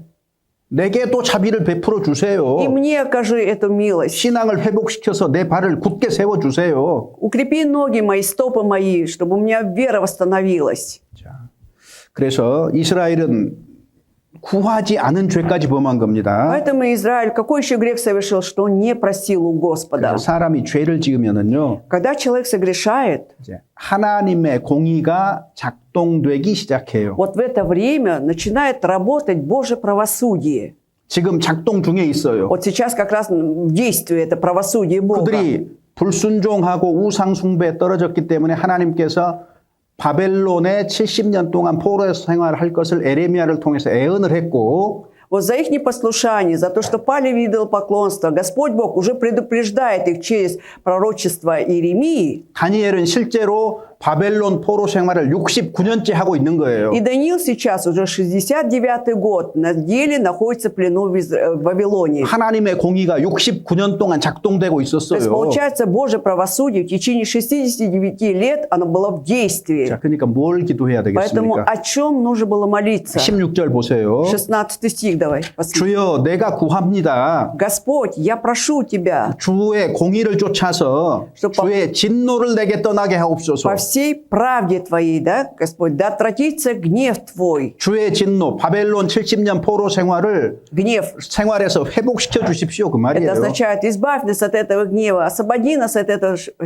70-летнего плена в Вавилоне. 자, 이렇게 기도한 이유가 뭐예요? А почему так он молился? 내가 바벨론에서 포로 생활에서 벗어나면 내가 자유롭게 살 수 있으니까입니까? От того, что если я освобожусь от 70-летнего плена, теперь могу свободно жить? Для этого он просил. 지금 노예 생활하고 있어서 너무 육체적으로도 힘든데 Либо сейчас он в рабском положении, и так физически очень тяжело. 여기서 풀려나서 고향에 간다면 얼마나 기쁜 마음으로 즐겁게 살 수 И если я 있겠습니까? освобожусь от этого плена, вернусь на родину, как я могу радостью жить? 제발 이 с радостью. 육신적인 고통을 없애주세요. 지금 그 얘기하고 있는 거 아니에요. Нет, не об этом просит сейчас Даниил. Освободи меня от физических каких-то трудностей, страданий. 기도의 특징은요, 하나님 중심성이라는 거예요. Вы должны знать, что особенность молитвы заключается в том, что в центре молитвы должен быть всегда Господь Бог. 왜 회복시켜 주기를 기도했습니까? Почему он молился, чтобы восстановился народ? 17절부터 19절까지를 읽어보면은요, Если прочитаем с 17 по 19 стихи, 17절에 в 17 стихе, 주를 위하여입니다. 주를 위하여. ради Тебя, Господи, 19절에 написано. 보면은 И в 19 стихе, 하나님 자신을 위해서 우리를 포로에서 회복시켜 달라는 то 거잖아요. есть он просит освободить от этого плена ради самого Бога. 포로에서 벗어나는 것이 왜 주님을 위한 거고 А почему освободиться от плена? Это означает, что ради Господа, 주님 자신을 위한 겁니까? ради самого Бога. Как вы думаете? 하나님이 한 백성을 선택했습니다. Вот Бог избрал один народ, да? 근데 계속 불순종했습니다. 죄 가운데 Но 빠졌습니다. этот народ без конца был непослушаний, подал грех. 하나님이 징계하셨습니다. 심판하셨습니다. И Бог наказал, осудил этот народ. 때려서 죽이려고요. Чтобы для чего? Чтобы побить и чтобы умертвить этот народ. наказывал? 자식을 책망할 때, Вот когда детей вы наказываете, 혹은 자식에게 매를 들 때에 либо поднимаете кнут на них. 매로 때려서 죽여야지 그렇게 하는 사람 없어요. Нет такого родителя, который сказал бы, я сейчас накажу, чтобы этот ребенок умер. 이 고통을 통해서 올바른 자식으로 А наоборот, 변화시키려고 하는 거잖아요. чтобы исправить этого ребенка, да, через наказание, так ведь, чтобы он 하나님도 изменился. 마찬가지예요. Поэтому то же самое и Бог. 이스라엘이 하나님만 섬기는 백성이라는 것을 주변 사람들이 다 알아요. Вокруг люди, да, народы, все знали, что Израиль служит только Богу своему. 하나님을 믿고 잘 될 줄 알았는데 Они думали так, что верой в Бога они будут преуспевать, 형편없는 노예 생활을 하고 있는 но 거예요. теперь оказались в страшном рабстве. 자, да? 더럽혀진 건 뭐죠? И что оскверняется при этом? 저들이 믿는 하나님이 진짜 신인가? Они скажут, эти народы, а это настоящий Бог, которого верует израильский народ. 조롱거리가 됐어요. 이방 Да? И 사람들에게. поэтому имя Бога стало предметом насмешки у язычников. 주의 이름과 명예가 더럽혀진 То 거예요. есть имя Господа и его честь да, просто 여러분, осквернились. 우리도 이 세상에 살지만 Смотрите, вот мы тоже живем в этом мире. 하나님 백성이 올바로 살지 않을 때에 И когда Божий народ неправильно живет, 사람들에게 손가락질 받는 것은 물론이고 это естественно, что на нас будут указывать пальцем люди, 보이지 окружающие, 않는 곳에서 и в невидимом месте 하나님의 이름을 더럽히고 있고 имя Господа 하나님의 оскверняется. 영광을 회방하는 겁니다. Его идет насмешка над славой 이건 Божией. 심각한 문제예요. Хулится его слава, это очень серьезная 그런데 проблема. 많은 사람들이 그런 부분들을 생각 안 하거든요. Но почему-то многие люди не думают об этом. 하나님의 이름이 더럽혀진다는 생각을 안 하니까 쉽게 거짓말하고 쉽게 남을 속이는 거예요. Не думают о том, что тем самым оскверняется слава Божия, да и поэтому легко идут на обман, на кражу. 법을 어기는 것을 아주 가볍게 Очень 생각합니다. легкомысленно относятся к нарушению законов Божьих. 우리는 законов. 하나님의 법 아래 А 있습니다. мы находимся под законом Бога. 그런데 세상에 있을 때는 세상의 법 아래도 있어요. Но тем не менее, живя в этом мире, мы подчиняемся закону мира этого. 두 так? 법이 충돌할 때는 Когда идет конфликт, столкновение между двумя законами, 상위법인 하나님의 법에 순종해야 됩니다. если мы верующие люди, должны подчиняться закону Бога. 그렇지만 Тем не менее, 이 세상의 법도 정확하게 지켜야 нужно 되는 также 거예요. четко соблюдать законы этого государства. 최선을 다해서 지키는 것이 신앙생활인 겁니다. Когда прилагает все усилия и соблюдает, это и есть наша духовная 국가에 жизнь. 내야 되는 세금이 있다면 정직하게 그건 다 내야 되는 Если 거예요. нужно платить налоги государству, нужно честно это выполнять. 교통규칙이 있다면 정확하게 지켜야 되는 Если есть 거예요. правила движения, нужно все это соблюдать 그런 четко. 것들을 가벼이 여기면서 А когда легкомысленно будем, пренебрежительно будем 하나님을 относиться к 제가 этому, 섬깁니다. и будем говорить, что мы служим Богу, 안 믿는 사람들이 손가락질하고 тогда 웃어요. неверующие люди будут указывать на нас пальцами, 그리고 будут 하나님을 смеяться, 부정하게 되는 거예요. 결국은 그런 тем 행동들로 самым- 말미암아서. оскверняют Бога. 아이, 그리스도인이라고 얘기를 하면서 Вот смотрите, говорит, что он христианин, 직장에 가가지고 а придя на работу, 다른 사람한테 말 함부로 해요. как попало будет общаться, говорить со своим соработником, коллегой. 걸핏하면은 갈등 일으키고 Вот 싸워요. что он конфликтует, ругается с ним. 그리스도인이라는 말을 하질 말든지. Ну тогда уж пусть не говорит, что он христианин. 그렇지 않습니까? Разве не так? 그것이 하나님의 이름을 더럽히고 조롱거리로 만드는 Вот тем 거라는 самым, 걸 да. 생각하지 않는 Он даже не 거잖아요. думает в этот момент, что он оскверняет имя Бога. 하나님 의식이 없고 하나님 중심으로 살지 않으니까 그런 Почему это 거죠. происходит? Потому что в его сознании нет Бога, да не думает о том, что есть Бог. 그런 것들이 일반적인 생활의 태도라면 그 사람이 정말로 하나님을 믿는 자겠느냐 그 말이에요. Если человек так ежедневно в жизни ведет себя постоянно, можем ли сказать, что это верующий Бога человек? 그의 입술과 그의 행동은 나는 그리스도인이 아닙니다를 증명하고 То 있는 есть тем самым 거예요. его уста и его поступки говорят, доказывают, что он не христианин. 그래서 다니엘은 Поэтому Даниил 주를 위해서 ради 주님 Господа, 자신을 위해서라고 да, 기도하고 있는 он говорит, я 겁니다. молюсь, Господь, ради Тебя. 그리고 성전 신앙이 회복되기를 바란 И 거예요. он желал, чтобы вот эта вера вокруг храма, она восстановилась. 이스라엘에는 성막이 있었고 성전이 В Израиле 있었습니다. было скини собраний, был храм. 항상 Божий. 성전을 향해서 기도했어요. То есть они всегда молились в сторону храма. 진을 칠 때도 광야에서 진을 И 칠 когда в 때도 пустыне ставили станы, 성막이 한가운데 있었어요. в центре ставили эту скинию собрания. 하나님의 임재가 있었던 То есть, 겁니다. потому что там было присутствие Бога. 내 인생은 내 것이 아니고 Что моя жизнь – это не моя. 내가 정말로 하나님의 자녀로 거듭났다면 Если я действительно родился свыше как дитё его, 내 인생은 누구 거예요? теперь моя жизнь кому принадлежит? 하나님 거예요. 하나님 Богу 거. принадлежит. 나는 하나님의 인생을 살고 있는 겁니다. 이 땅에서. И я на самом деле в этой жизни да, живу Божьей жизнью. 무슨 그리스도인이 내 생각대로 내 마음대로 살아요. То как это христиане будут жить, так как они думают, как они считают. 우리가 전자제품을 사면은요. Вот когда мы покупаем электронные товары 사용 какие-то, 설명서가 있잖아요. там же есть инструкция по пользованию, 그래서 использованию. 먼저 주의 깊게 읽어보고 Поэтому 사용해야 되는 거예요. внимательно прочитаем эту инструкцию, потом приводим в действие. 그래서 Так? 그래야 고장 나지 않고 오래 쓰는 거예요. Чтобы избежать всякой поломки и долго, чтобы он работал. 내가 하나님의 것이에요. И если я принадлежу Богу, 하나님의 소유가 됐어요. я стал Его принадлежностью. 그러면 하나님 소유가 된 사람의 사용 설명서가 어디가 있어요? И тогда где есть вот эта инструкция по использованию Божьего 이거 человека? 아닙니까? Разве не эта книга? 성경 아니에요? Разве не Библия это? 이것이 하나님의 사람 사용 설명서예요. Это есть как раз инструкция для Божьего человека. 그러니까 한쪽 손에 이거 들고 사는 게 맞는 거예요. Поэтому будет правильно, если будем жить, держа в одной руке эту книгу. 하나님을 내가 믿습니다 그러는데요. Когда мы говорим, что мы веруем в Бога, 성경을 붙들고 살질 않아요. но не живем, держа эту книгу при себе, 그러면은 고장난 и тогда 소유물 아닙니까? этот предмет испорченный, 그럼 получается. 고장난 거예요. 잘못 사용될 수밖에 없는 거예요. Значит, это в испорченном состоянии, никуда не годно. 자, 교회 가운데서도요. Также в церкви,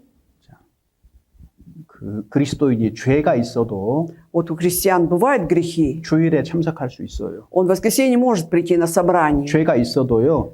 Несмотря на наличие греха, 얼마든지 봉사할 수 있어요. сколько угодно он может также служить, 죄가 있어도요. имея грехи, 얼마든지 성경 읽을 수 있어요. сколько угодно может читать и Библию. 근데 죄가 있으면 할 수 없는 게 있어요. Но есть то, что он не может делать при наличии греха, 돌이키지 않는 한. пока он не раскается. 뭘까요? Как вы думаете, в чем этот грех?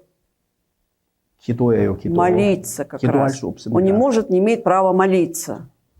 자기의 허물을 기도하지 않는 사람이 어떻게 능히 깨닫겠어요? Если человек не исповедуется о своих согрешениях, как он может получить ответ? 기도를 통해서 자기의 허물을 깨닫는데 Вот через молитву, да, он осознает свои грехи, 자기 허물을 못 깨달으니까 а когда не осознает свои 즉 기도하지 согрешения, 않으니까 то есть когда не молится, 뭐가 보여요? что он видит 다른 теперь? 사람 허물만 보이는 Он 거예요. 다른 видит 사람 только 허물만. недостатки других людей. 그거 기도 안 한다는 증거거든요. Это доказывает, что он не молится.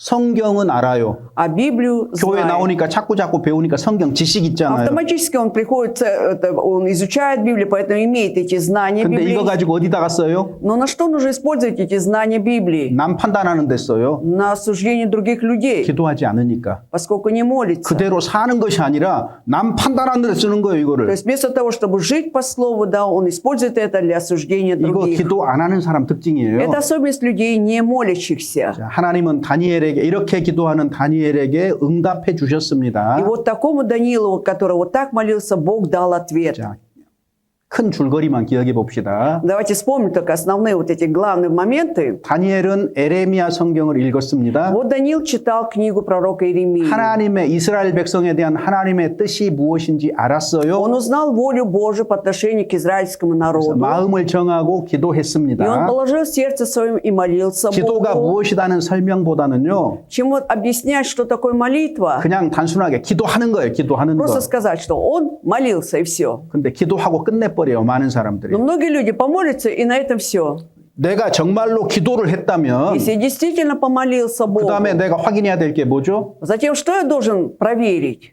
Что должен 여러분 проверить? 기도하고 뭘 확인하십니까? Обычно, когда вы помолились, да, что вы потом ожидаете, в чем вы удостоверяетесь? 내가 기도했습니다. Вот я помолился. 내 근심을, 내 걱정을 하나님께 맡겨드렸습니다. Все свои тревоги, беспокойства я поручил Богу, 하나님이 알아서 하시겠지. а Бог знает, сам все сделает. 이 근심 있는 이 문제에 대해서는 다스비다 합니까? Что я потом прощаюсь с этими проблемами, связанными с тревогой, беспокойствами? 잘못된 태도입니다. Тогда это неправильное отношение. 아니 기도를 했으면 Нет, если помолился, 응답을 확인해야 될 거 нужно 아니에요. проверить ответ, будет или нет. 아버지 내일 학교에 1,000루블 가지고 가야 돼요. Например, папа, мне завтра в школу нужно 1000 рублей 아빠한테 взять. 얘기했어요. Ты доложил отцу. 그 다음날 아침에 На следующее утро 아빠가 1,000루블을 주거나 말거나 신경도 안 쓰고 학교 갑니까? тебе все равно папа даст 1000 рублей или нет, это не беспокоит, просто идешь в школу и все. 바보 아니에요. Это же глупо так.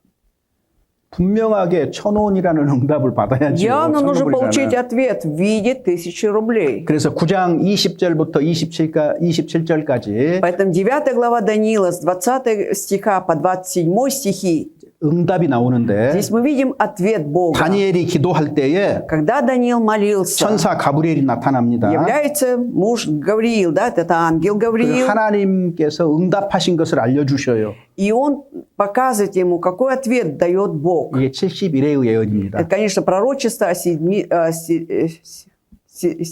седмицах. Там.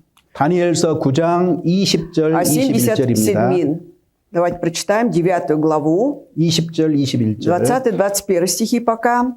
«И когда я еще говорил и молился, исповедовал грехи мои и грехи народа моего Израиля, и повергал мольбу мою перед Господом Богом моим о святой горе Бога моего, когда еще продолжал молитву, муж Гавриил, которого я видел прежде в видении, быстро прилетев, коснулся меня около времени вечерней жертвы». 자, 보세요. 내가 내 죄와 이스라엘의 죄를 자복하고 이게 응답의 전제 조건이에요. Когда он исповедовался, да, в своих грехах и грехах своего народа, это как бы является предусловием для того, чтобы получить ответ. 내가 기도하려고 무릎을 꿇을 때에 Вот когда я преклоняю колени, чтобы помолиться, 성령께서 가장 먼저 하시는 일은 Дух Святой при этом прежде всего что делает? 나의 허물과 죄를 생각나도록 Он 도와주십니다. помогает мне вспомнить о моих согрешениях и грехах. 그래서 하나님을 부르짖고 그 다음에 자기의 죄를 자복하는 것이 바로 뒤따라오는 게 И когда мы 맞아요. взываем имя Господа вначале, и тут же будет правильно, если исповедуемся о своих грехах. 죄와 허물은 하나님과 나 사이를 가로막기 때문에 Почему? 그렇습니다. Потому что именно грех, всякие согрешения является преградой между мною и Богом. 그래서 죄를 자복하고 Итак, исповедуемся о своих грехах. 그리고 여기 И 21절에 как в 21 стихе, 내가 말하여 기도할 때에 그랬잖아요. когда я еще продолжал молиться. 왜 기도할 때에 그랬을까요? Почему во время молитвы сказано? 하나님의 뜻대로 하는 기도였기 때문에 Потому что эта молитва была по воле Божией. 다니엘의 기도가 끝나지도 않았는데 Еще молитва Даниила не закончилась,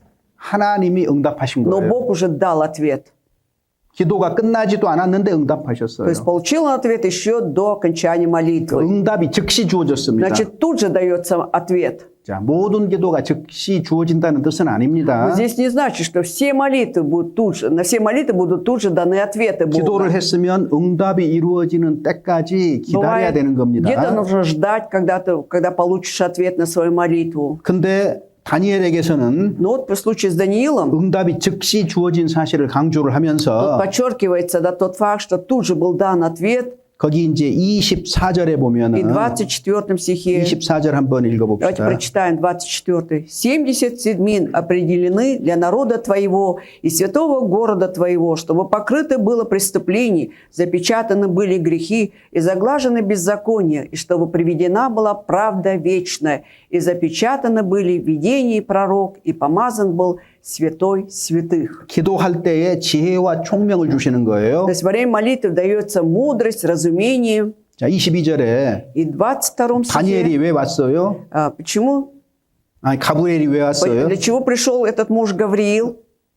너에게 지혜와 총명을 주기 위해서 나왔단 Говорит, что 말이에요. теперь я и шел, чтобы научить 즉, тебя 하나님의 разумению. 지혜를 얻게 되는 겁니다. То 기도를 есть во 통해서. время молитвы получает он Божью мудрость. 그리고 한 이상을 말하는데 И говорится об одном видении, 네 백성과 이스라엘 백성입니다. что для народа твоего, имеется в виду израильский народ, 네 거룩한 성을 위하여 에루살렘입니다. и святого города твоего, и это Иерусалим, 70일에로 하나님이 기한을 정해놨다 그랬어요. 70 седмин определены, вот такой срок Бог 하나님이 определил. 70일에라고 했습니다. Если Бог сказал 70 седмин, 근데 여기 일에는 7년을 얘기하는 거예요. 7년. под седмина имеется в виду 7 лет, 그러니까 여기 70 곱하기 7 하면 490년이에요. значит 490년. 70 умножить на 7, это 490 лет. 490년을 앞으로 예비해 뒀다 그 말이에요. То есть имеется в виду, 계획을 가지고 что 계신다는 запланировано, 말입니다. Бог приготовил в будущем 470 лет, 80 лет, 하나님은 490. 이 백성에게 무엇이 필요한지 알고 계십니다. То есть Бог знает, какая нужда есть у этого народа. 그리고 기도하기를 기다리셨던 И 거예요. Он ждал, когда этот народ помолится. 하나님은 모든 것을 아시지만 То есть мы знаем, что Бог всезнающий, всеведущий. 자기 백성들이 기도하기를 Но 기다리십니다. все равно Он ждет, когда Его народ помолится, будет молиться Ему. 기도를 통해서 일하시는 것을 하나님이 기뻐하시는 То есть 거예요. Богу угодно работать именно через молитвы людей. 하나님이 다 아시겠지 하고 끝나면 안 Да, 됩니다. нельзя думать так, что Бог все знает, и на этом все. 그렇지 않습니다. Нет, так не бывает. 하나님이 알고 계실지라도 Хоть Бог и всеведущий, всезнающий, 하나님이 내게 은혜를 베풀어 주실 것을 구체적으로 말해야 되는 но 거예요. нужно конкретно доложить Ему, да, чтобы и мне Он дал свою благодать. 에스겔 성경 36장 Книга Иезекииля, то 여기 есть 본문 оставьте 잡아두시고요. закладку на основном тексте. 기도에 Иезекииль. 대해서 오해하는 사람들이 있어서 좀 Вот 찾아보려고 для тех, 합니다. кто неправильно понимает о сути молитвы, давайте найдем Иезекииль, 36장 37절입니다. 36 глава, 37 стих. Страница 844. Глава 36 Иезекииля. Читаем 36 и 37 стихи. Страница 844. Читаем. «И узнают народы, которые останутся вокруг вас, что я, Господь, вновь созидаю разрушенное, засаждаю опустелое. Я, Господь, сказал и сделал. Так говорит Господь Бог. Вот, еще и в том явлю милость мою дому Израилеву, умножу их людьми, как стадо». 이스라엘에게 필요한 것이 무엇인지 하나님은 То есть Бог 아셨습니다. знал, в чем нуждается Израиль. 그래도 이스라엘 족속이 이와 같이 자기에게 이루어 주기를 기도해야 된다고 Но 했습니다. тем не менее говорит, что все равно Господь, то есть израильский народ должен докладывать молитве Богу о своих нуждах. 일상생활 가운데서 근심거리가 있다면 Если в нашей жизни есть какие-то переживания, беспокойства, 어떤 어려운 문제가 да, 있다면 если перед нами какая-то сложная проблема, 걱정하는 대신에 하나님께 기도하는 편이 훨씬 то 지혜롭습니다. есть намного мудрее будет, чтобы вместо вот переживаний возносить молитву 자기의 Богу. 구체적인 필요를 아뢰는 것이 훨씬 지혜로운 И 거예요. намного мудрее будет, если мы будем докладывать Богу обо всех своих нуждах, то есть переживаниях. 응답의 내용이 이제 24절부터 자세하게 나오는데 И вот это содержание ответа с 24 стиха подробно описано. 미리 말씀드리지만 И как я заранее вам скажу, 이건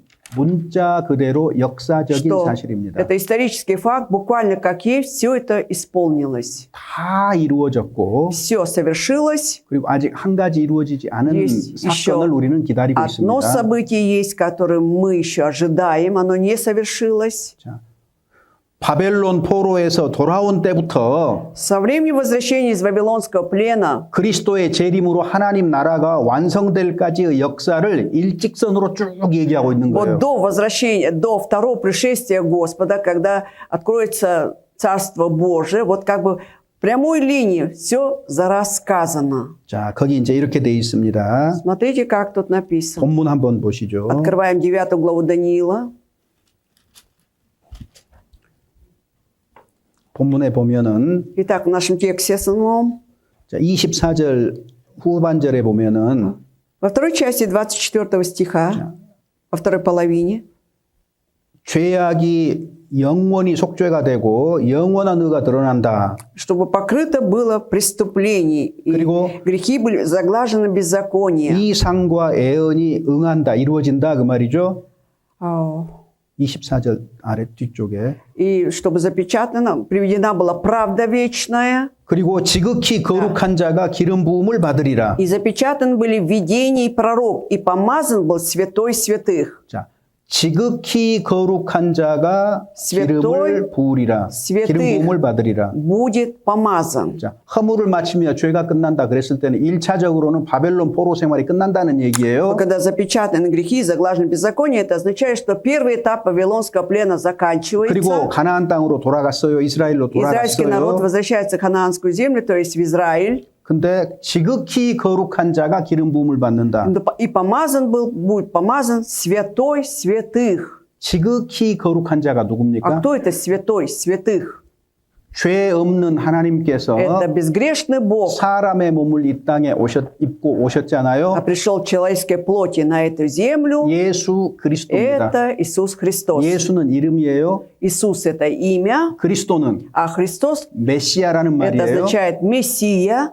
다른 말로 하면 Другим словом, 러시아 말로는 스파시젤리예요. Спаситель на 근데 русском. 의미는 뭐예요? Но смысл какой еще? 기름 Что 부음을 это 받은 자라는 뜻이에요. 메시아라는 거는 그리스도라는 помазанный 말은. Мессия. Вот что означает Христос. 그래서 예수 그리스도를 얘기하고 있는 Значит, 겁니다. под святым святых имеется в виду Иисус Христос. 그래서 예수 그리스도의 초림으로 말미암아서 Благодаря первому пришествию Иисуса Христа, 십자가에서 피 흘리고 우리 죄를 단번에 영원히 대속하셨잖아요. когда Он пролил свою кровь, и однажды Он приобрел нам вечное искупление, 허물을 마치고 죄가 끝나고 죄값을 다 지불했다 그 말이에요. то есть покрыто преступление, запечатаны грехи, заглажены беззаконие. Это означает, что Иисус на кресте заплатил всю цену за наши грехи. 1차적으로는 바벨론 포로에서 돌아올 것을 얘기하는데 사실은 십자가를 가리키는 В первую 말이에요. очередь здесь, конечно, имеется в виду возвращение из первого этапа из плена, а на самом деле здесь имеется в виду крест Иисуса Христа.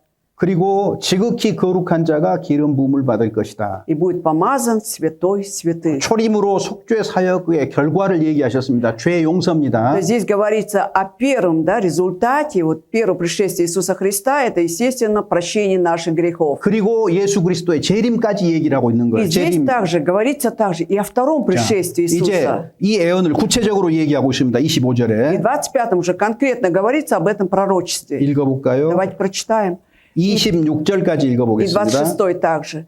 «Итак, знай и разумей, с того времени, как выйдет повеление о восстановлении Иерусалима, до Христа Владыки 7 седмин и 62 седмины, и возвратится народ, и обстроится улицы и стены, но в трудные времена, и по истечении 62 седмин предан будет смерти Христос, и не будет, а город и святилище разрушены будут народом вождя, который придет, и конец его будет, как от наводнения, и до конца войны будут опустошения». 자, 70일에 즉 하나님이 약속하신 490년의 기간이 언제 시작이 되느냐 그 말이에요. Вопрос теперь 77 вот определенное время, 490 лет, вот когда идет начало? 예루살렘을 중건하라는 영이 날 때부터 Вот с 그랬죠. того повеления, когда нужно было восстановить Иерусалим, стен там. 그럼 예루살렘을 중건하라는 명이 언제 А 있었어요? когда было издано это повеление восстановить Иерусалим, 찾지 않겠습니다. не будем искать. 느헤미야 성경 2장에 Во 나옵니다. второй главе книги пророка Неемии написано. 아닥사스다 왕 20년 니산월이라고 분명하게 성경에 Там 기록되어 четко 있습니다. написано 20-й год царя Артаксеркса. 저희가 70일을 자세하게 얘기하는 것이 목적이 아니기 때문에 그냥 간단하게 얘기할게요. У нас сегодня не цель объяснить суть 70 седмин, поэтому кратко мы так проходим сегодня. 아닥사스다 왕 20년이 А 언제냐면은요. вот 20-й год правления царя Артаксеркса, когда это было? 이럴 때 스마트폰을 Вот 사용하세요. тогда 이럴 때. можно использовать как раз смартфон по своему назначению. 그럼 BC 444년이라는 것이 Это 나와요. 443 год до нашей эры. 그러니까 490년에 첫 번째 해가 바로 BC 444년인 거예요. Это с первый год, это если взять 490 лет, первый год это 443 год 그런데 нужно взять. 기름 부은 자 왕이 일어나기까지 69일에가 지나가는 거잖아요. И вот проходит 69 седмин, так? 자, 그러면 기름 부은 자 왕이 언제 А 일어났어요? когда появится этот помазанный, то есть царь, 자, 예수님이 이 세상에 오셨죠. вот Иисус пришел в этот мир. 자기가 왕이라는 걸 언제 드러냈어요? И когда Он явил себя, что Он является царем, 나귀를 타고 예루살렘 когда 성에 들어가실 Он 때입니다. на осле въезжал в Иерусалим. 스가랴 9장에 있는 것처럼 나귀를 타고 올 것이라고 얘기를 했는데 문자 그대로 나귀를 타고 예루살렘 성에 Как 들어오셔요. было пророчество в книге пророка Захарии, что он въедет в город Иерусалим на осле, и действительно он это совершает, Иисус. 사람들이 종려나무를 흔들면서 호산나 호산나 И 그랬거든요. люди пальмами, ветвями, они махали и приветствовали, восклицали «Осанна, 오늘날 Осанна». 교회 속에서는 종려주일이라고 절기를 Но 정해놨는데 на сегодняшний день в церквах определен такой праздник, как Вербное воскресенье. 이때가 언제죠? А когда это происходило? AD 33년이에요. Это в 33 году нашей эры уже. 그러니까 BC 444년부터 Поэтому начиная с 443 года до нашей эры, AD 33년까지가 до 33 года нашей эры, 69일에가 지나가는 거예요. получается 69 седьмин 즉 проходит. 483년이 지나가는 То есть 거예요. проходит 483 года. 이건 역사 속에서 그대로 이루어졌어요. Это в истории как есть все это совершилось. 자,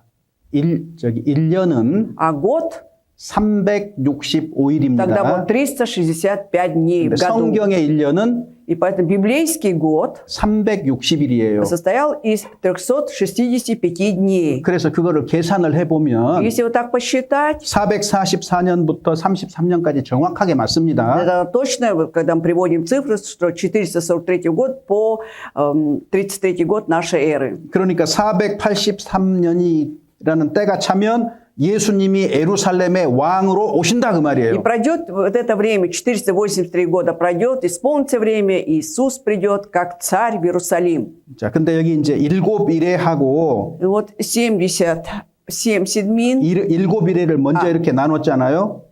вот здесь, 그때 거리와 해자를 이룰 것이요 그랬잖아요. 거기 25절에 보면은 25 처음에 стихе. 일곱 일회와 62일회가 지난다 그랬잖아요. Сначала упоминается 7 седьмин, потом 62 седьмины, и возвратится. 합치면은 69일인데 Если все это прибавить, будет 69 처음 седьмины. 일곱 일에 49년을 미리 따로 Поэтому 놔뒀잖아요. мы видим, что 7 седьмин отдельно идут, да, это 49 лет. 유대인들이 고난받는 시기를 이렇게 지금 얘기한 А здесь 겁니다. говорится как раз о скорби израильского 자, народа, 근데 어찌됐든 중요한 것은 то есть иудеев.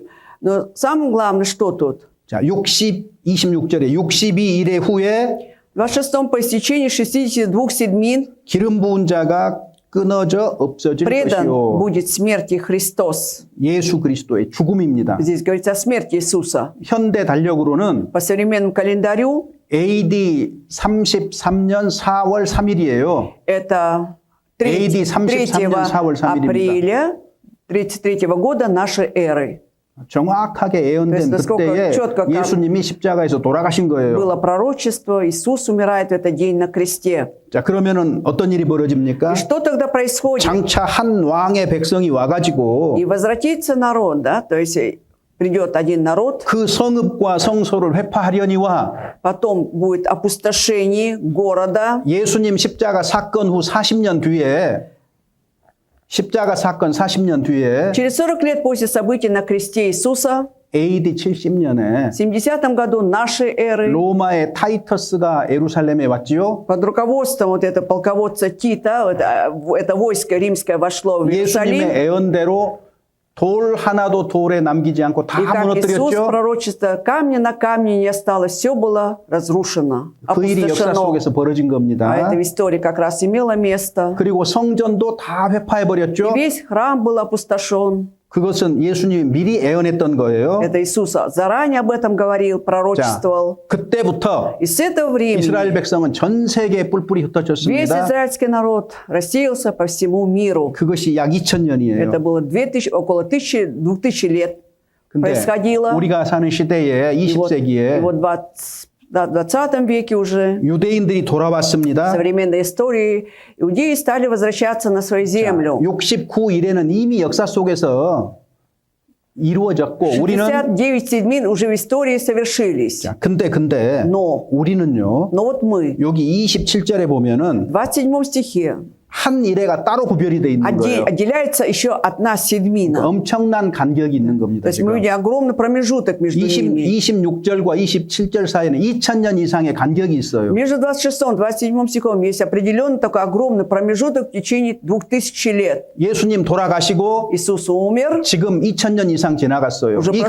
간격을 얘기하는 겁니다. Говорится об этом промежутке, что уже прошло более 2000 лет. 자, Вот этот промежуток мы должны 마지막 увидеть. 한 일회의 예언이 있잖아요. Вот пророчество идет насчет последней седьмины одной. 요게 7년 환란의 그림자예요. Это прообраз семилетней скорби великой. 교회 시대가 끝나면 По окончании времени церкви 7년 환란이 이 세상에 찾아올 в 겁니다. этом мире наступит семилетняя скорбь. 구약 성경은 교회 시대를 말하고 있지 않아요. А мы знаем, что Ветхий Завет не говорит о времени 왜 церкви. 선지자들의 애언은 초림과 재림만 얘기하고 있어요. Почему? Потому что пророчества Ветхозаветные, они говорят только о первом пришествии и о втором пришествии 교회는 Иисуса. 구약 시대의 би밀이었던 То есть вот эта 겁니다. церковь в ветхозаветное время была тайной. 그러니까 항상 구약의 애언을 И 보면은 когда мы всегда читаем пророчество Ветхого Завета, 심판을 먼저 얘기를 해요. сначала говорится о суде, 그리고 да? 종말의 심판을 또 얘기를 А 해요. потом еще говорится о суде последнего времени. 항상 교회 시대가 빠져 있어요. Вот всегда там упущено время церкви. 교회가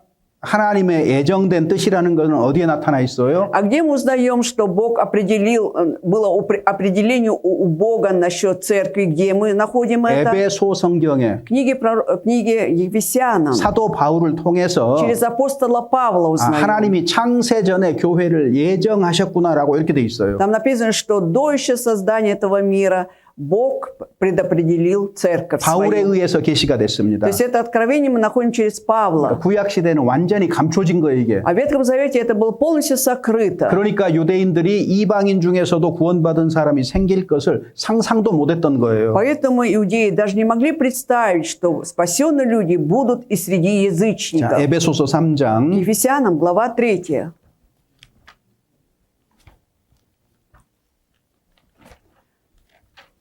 Страница 200. 에베소서 3장 6절입니다. 6 стих, страница 236, Новый Завет, Ефесянам, глава 3, стих 6. Читаем. «Чтобы язычникам быть сонаследниками, составляющими одно тело и сопричастниками обетования Его во Христе Иисусе посредством благовествования». 유대인의 생각과 То 다릅니다. есть это отличается от того, как думали иудеи. 이방인도 복음을 믿음으로써 하나님의 은혜에 들어옵니다. Что язычники также, уверуя в благую весть, ходят в благодать Божию. 9절부터 11절 읽어보죠. Читаем с 9 по 11 стихи. «И открыть всем, в чем состоит домостроительство тайны, сокрывавшейся от вечности Боге, создавшим все Иисусом Христом, дабы ныне соделалось известную через церковь начальством и властям на небесах многоразличная премудрость Божия по предвечному определению, которое Он исполнил во Христе Иисусе, Господе нашим». 바울이 이 계시를 열 때까지 비밀이었다. 교회는 Это была тайна церковь, да, пока Павел не открыл. 하나님이 영원부터 이렇게 애정을 해두신 거다. 지금 Что 그거 밝히고 있는 겁니다. здесь говорится о том, что вот от вечности Бог вот это вот 그래서 교회 предопределил. 시대가 2000년을 지나가고 있습니다. И вот время церкви, оно уже длится более 2000 лет. 자, 교회 시대가 끝나면 И по окончании этого времени церкви, 마지막 한 일의 애언이 이루어질 거예요. то вот тогда совершится последнее пророчество насчет одной седьмины. 한 일이면은 몇 년이죠? Если одна седьмина, сколько это лет? 7년입니다. 7 лет. 왜 7년 환란이냐? 거기 명확하게 한 일이라고 돼 있기 때문에 그러는 Почему, 거예요. можете спросить, почему именно 7 лет? Потому что тут четко написано одна седьмина. 이거는 요한계시록 13장과 연결이 돼 있는데 Это связано как раз с тем, что написано в 13 главе Откровения Иоанна, 한 일의 언약을 세우겠다. что будет поставлен завет одну седьмину. 일의 절반에는 Половина этой седьмины 적그리스도가 성전에 앉아서 내가 하나님이다라고 할 거예요. Антихрист восядет во храме и будет говорить, что он является Богом. 그리고 이- 42달을 다스린다고 되어 И 있죠. будет править 42 месяца. 42달에 엄청난 환란, 42달이니까 означает- 3년 반이에요. 42 месяца, это 3,5 года, будет огромная скорбь.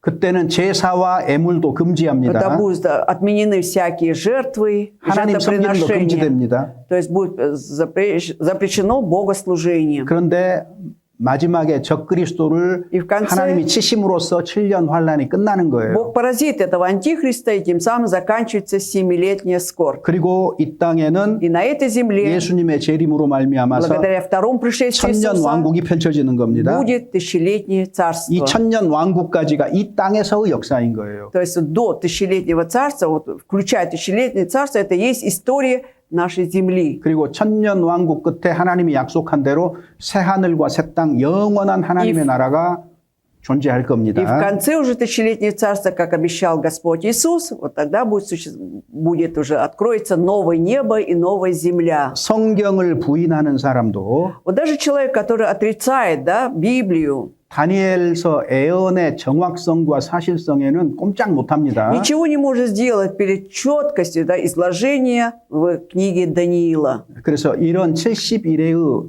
응답을 받게 된 거예요. Итак, 놀랍잖아요. Даниил получил удивительный ответ насчет 77. 제가 71회를 설명하려는 것이 아니었기 У 때문에 меня не было сегодня цели четко объяснять о 77-ах. 복잡하게 느끼시는 분도 있을 Может 거예요. быть, кто-то, 성경에 익숙하지 않다면 Кто еще не хорошо знает Библию, это почувствовал, насколько сложная тема. 아직은 괜찮아요. Но ничего, 자, еще 근데 все впереди у вас. 오늘 설교의 줄거리를 한번 따라가 Но 봐요. давайте теперь вернемся, да, к основному течению сегодняшней проповеди. основному. 다니엘은 뜻을 정했습니다. Итак, Даниил положил в сердце своем, 그리고 친구들에게 기도하고 친구들에게도 기도 부탁했습니다. сам молился и просил своих друзей помолиться. 그리고 평소의 생활 중에도 다니엘은 늘 하루에 3번씩 무릎을 꿇고 성전을 향해서 기도했다고 되어 И 있습니다. также мы узнаем, что в обыденной жизни он трижды в день молился, обращаясь в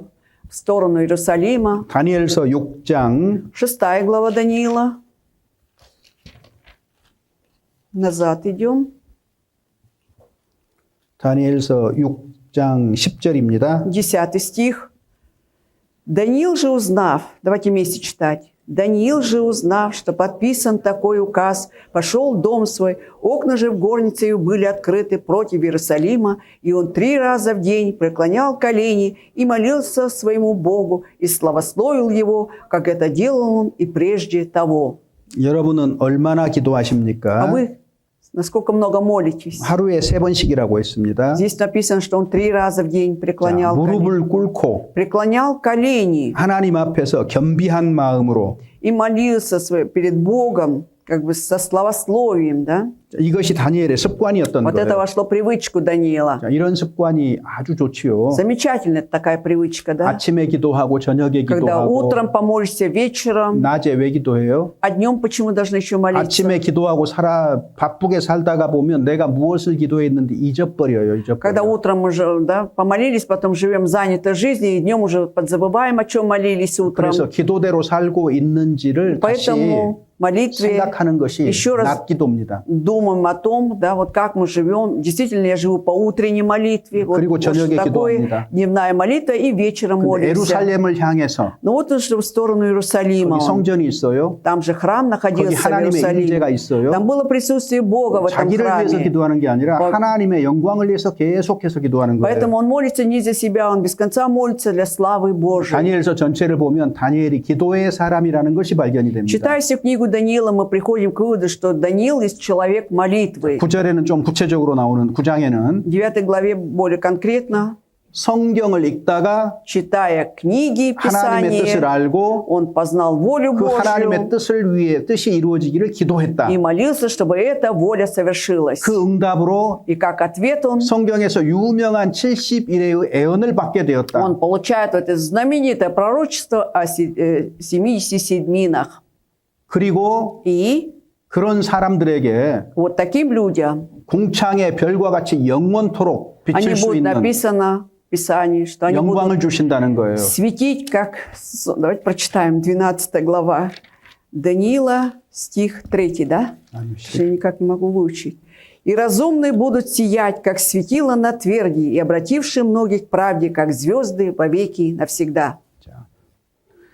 이제 부활의 삶이거든요. Это жизнь воскресения. уже. 우리가 죽을지라도 다시 일어납니다. 깹니다. 우리는 잠자는 거예요, 죽음이. Написано, и многих из спящих в прахе земли пробудется. Хоть умрет человек, он 영생을 как бы во 누릴 сне, 겁니다. и будет иметь потом жизнь 그런데 вечную. 그렇지 않은 사람들은 무궁이 영원히 А 부끄러움을 입을 거예요, другие 형벌. навечно поругание и посрамление. 그런데 다니엘과 같은 지혜 있는 Но 사람은 такие разумные, как Даниил, 궁창의 빛과 같이 빛날 것이요. будут сиять, как светило на тверди. 특별히 И особенно 많은 사람을 옳은 대로 돌아오게 한 кто 자는 별과 обратил 같이 영원토록 многих 비춥니다. людей к правде. Они будут как звезды вовеки навсегда. 우리 신앙생활에 필요한 큰 줄거리들을 다 가지고 있는 То есть, 거예요. смотрите, мы рассмотрели все главные вот эти направления, нужным в нашей христианской жизни. 우리가 이스라엘에 주목하는 이유가 있습니다. Вот почему особое внимание обращаем на Израиль. 이스라엘을 찬성하든 반대하든 Вот независимо от того, ты одобряешь Израиль или не одобряешь, 그들은 하나님과 언약을 Но 맺은 мы 백성입니다. должны помнить, что этот народ находится в завете с Богом. 그들에게 да? 징계는 있지만 멸망은 Да. 없습니다. У них наказание есть, но вечного как бы,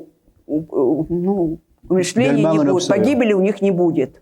역사가 끝날 때까지 그들은 존재할 Они 겁니다. будут существовать до окончания истории. 그들의 역사는 하나님의 시간표입니다. Их история, мы знаем, это расписание Божье. 바람이 불면은 어디에서 바람이 부는지 가르치는 풍향계예요. Вот если они как флюгер, да, который указывает, откуда и куда дует ветер. 우리는 И поэтому мы 69일에와 마지막 한 일의 사이에 살고 있습니다. живем между 69 седьминами и последней одной седьминой. Вот между ними мы живем. 특별히 마지막 한 일에 매우 가까운 시기에 살고 있습니다. Особенно живем близко-близко к последней одной седьмине. 70일의 예언이 완전히 이루어질 수 있는 매우 긴박한 시대에 살고 있다는 거죠. То есть, значит, мы живем в самое такое критическое, актуальное время, да, когда вот-вот исполнится 70 седьмин. 우리는 그리스도인 개인과 교회에 묻지 않을 수가 없습니다. И поэтому мы не можем не задать вопрос себе, либо церкви, 지금 무엇이 중요할까? что является для нас важным. 지금 무엇이 중요한 문제죠? Какие важные проблемы у нас сейчас? 자기의 뿌리를 든든히 하세요. То есть давайте укрепим крепко свои корни. 구원의 확신을 가지라고요.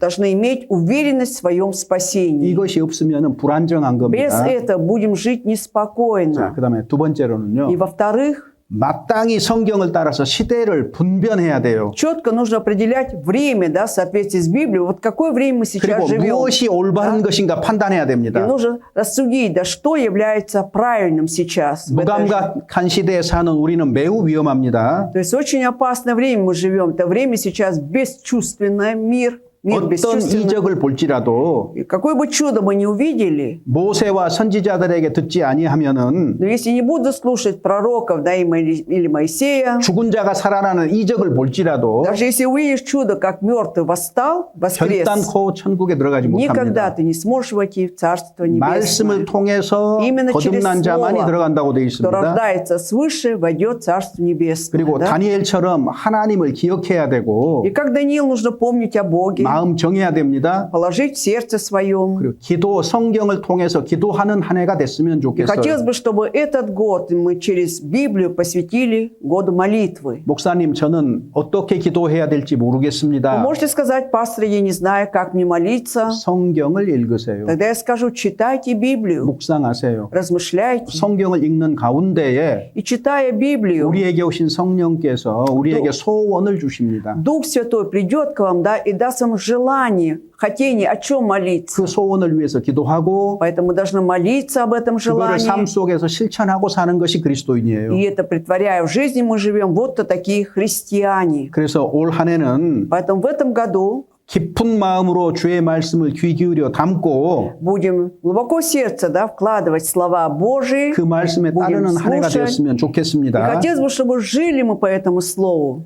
자, 마땅히 율법과 증거의 말씀을 좇으라 그랬어요. И написано, что следуйте закону 증거의 말씀을 и 좇으라. слову свидетельства Божьего. 사람들이 말하는 바가 Вот как люди говорят. 이 말씀과 맞지 아니하면 정령이 아침빛을 보지 못한다고 이사야는 말합니다. Исаия говорит, что если эти слова не совпадают со Словом Божьим, тогда не увидит он утренней росы или рассвета. 어떤 신앙을 자랑하더라도 Какой бы веры мы ни хвалились, 이 말씀과 맞지 아니하면 아침빛을 보지 못한다. но 무슨 если 말이에요? это слово не совпадает с этой книгой, то ты не увидишь утреннего света. Это о чем говорит? 죽는다. Что значит ты умрешь. 지옥행이다 그 То есть 말이에요. твоя жизнь идет в ад. 주의 말씀은 내 발의 등이요 내 길의 Слово 빛이니이다. твое светильник ноге 우리는 моей. 오직 말씀을 따라서 То 갑니다. есть мы живем, да, идем только следуя Слову. 그리고 주님의 몸된 교회의 지체로서 И как члены церкви, да, тела Христова, 주 안에 꼭 붙어 있기 мы 바랍니다. даже желаем вам крепко держаться в Господе, за Господа. 붙어 있어야 공급받고 자라가는 Когда 거예요. будем держаться здесь в Господе Иисусе, тогда будем подкрепляться и расти в вере. 그래서 다니엘서를 통해서 이러한 교훈들을 좀 생각하고 Поэтому 마음에 желаю, 깊이 새기고 한 해를 살았으면 Чтобы вы 좋겠습니다. держались за это учение через книгу Даниила, чтобы глубоко сердце это отложилось, и с этим жили в течение года. 예, 여기까지 На 말씀드리겠습니다. этом все. 예. Слово. 기도하겠습니다. Давайте помолимся. 하나님 감사합니다. Благодарим Тебя, Боже. 주님이 주신 새로운 한 해를 말씀을 순종하며 주님 만나는 순간까지 걸어가도록 인도하여 주시옵소서. Веди нас, Господь, чтобы в течение этого года мы жили в послушании, жили, соблюдая Слово Твое Божие.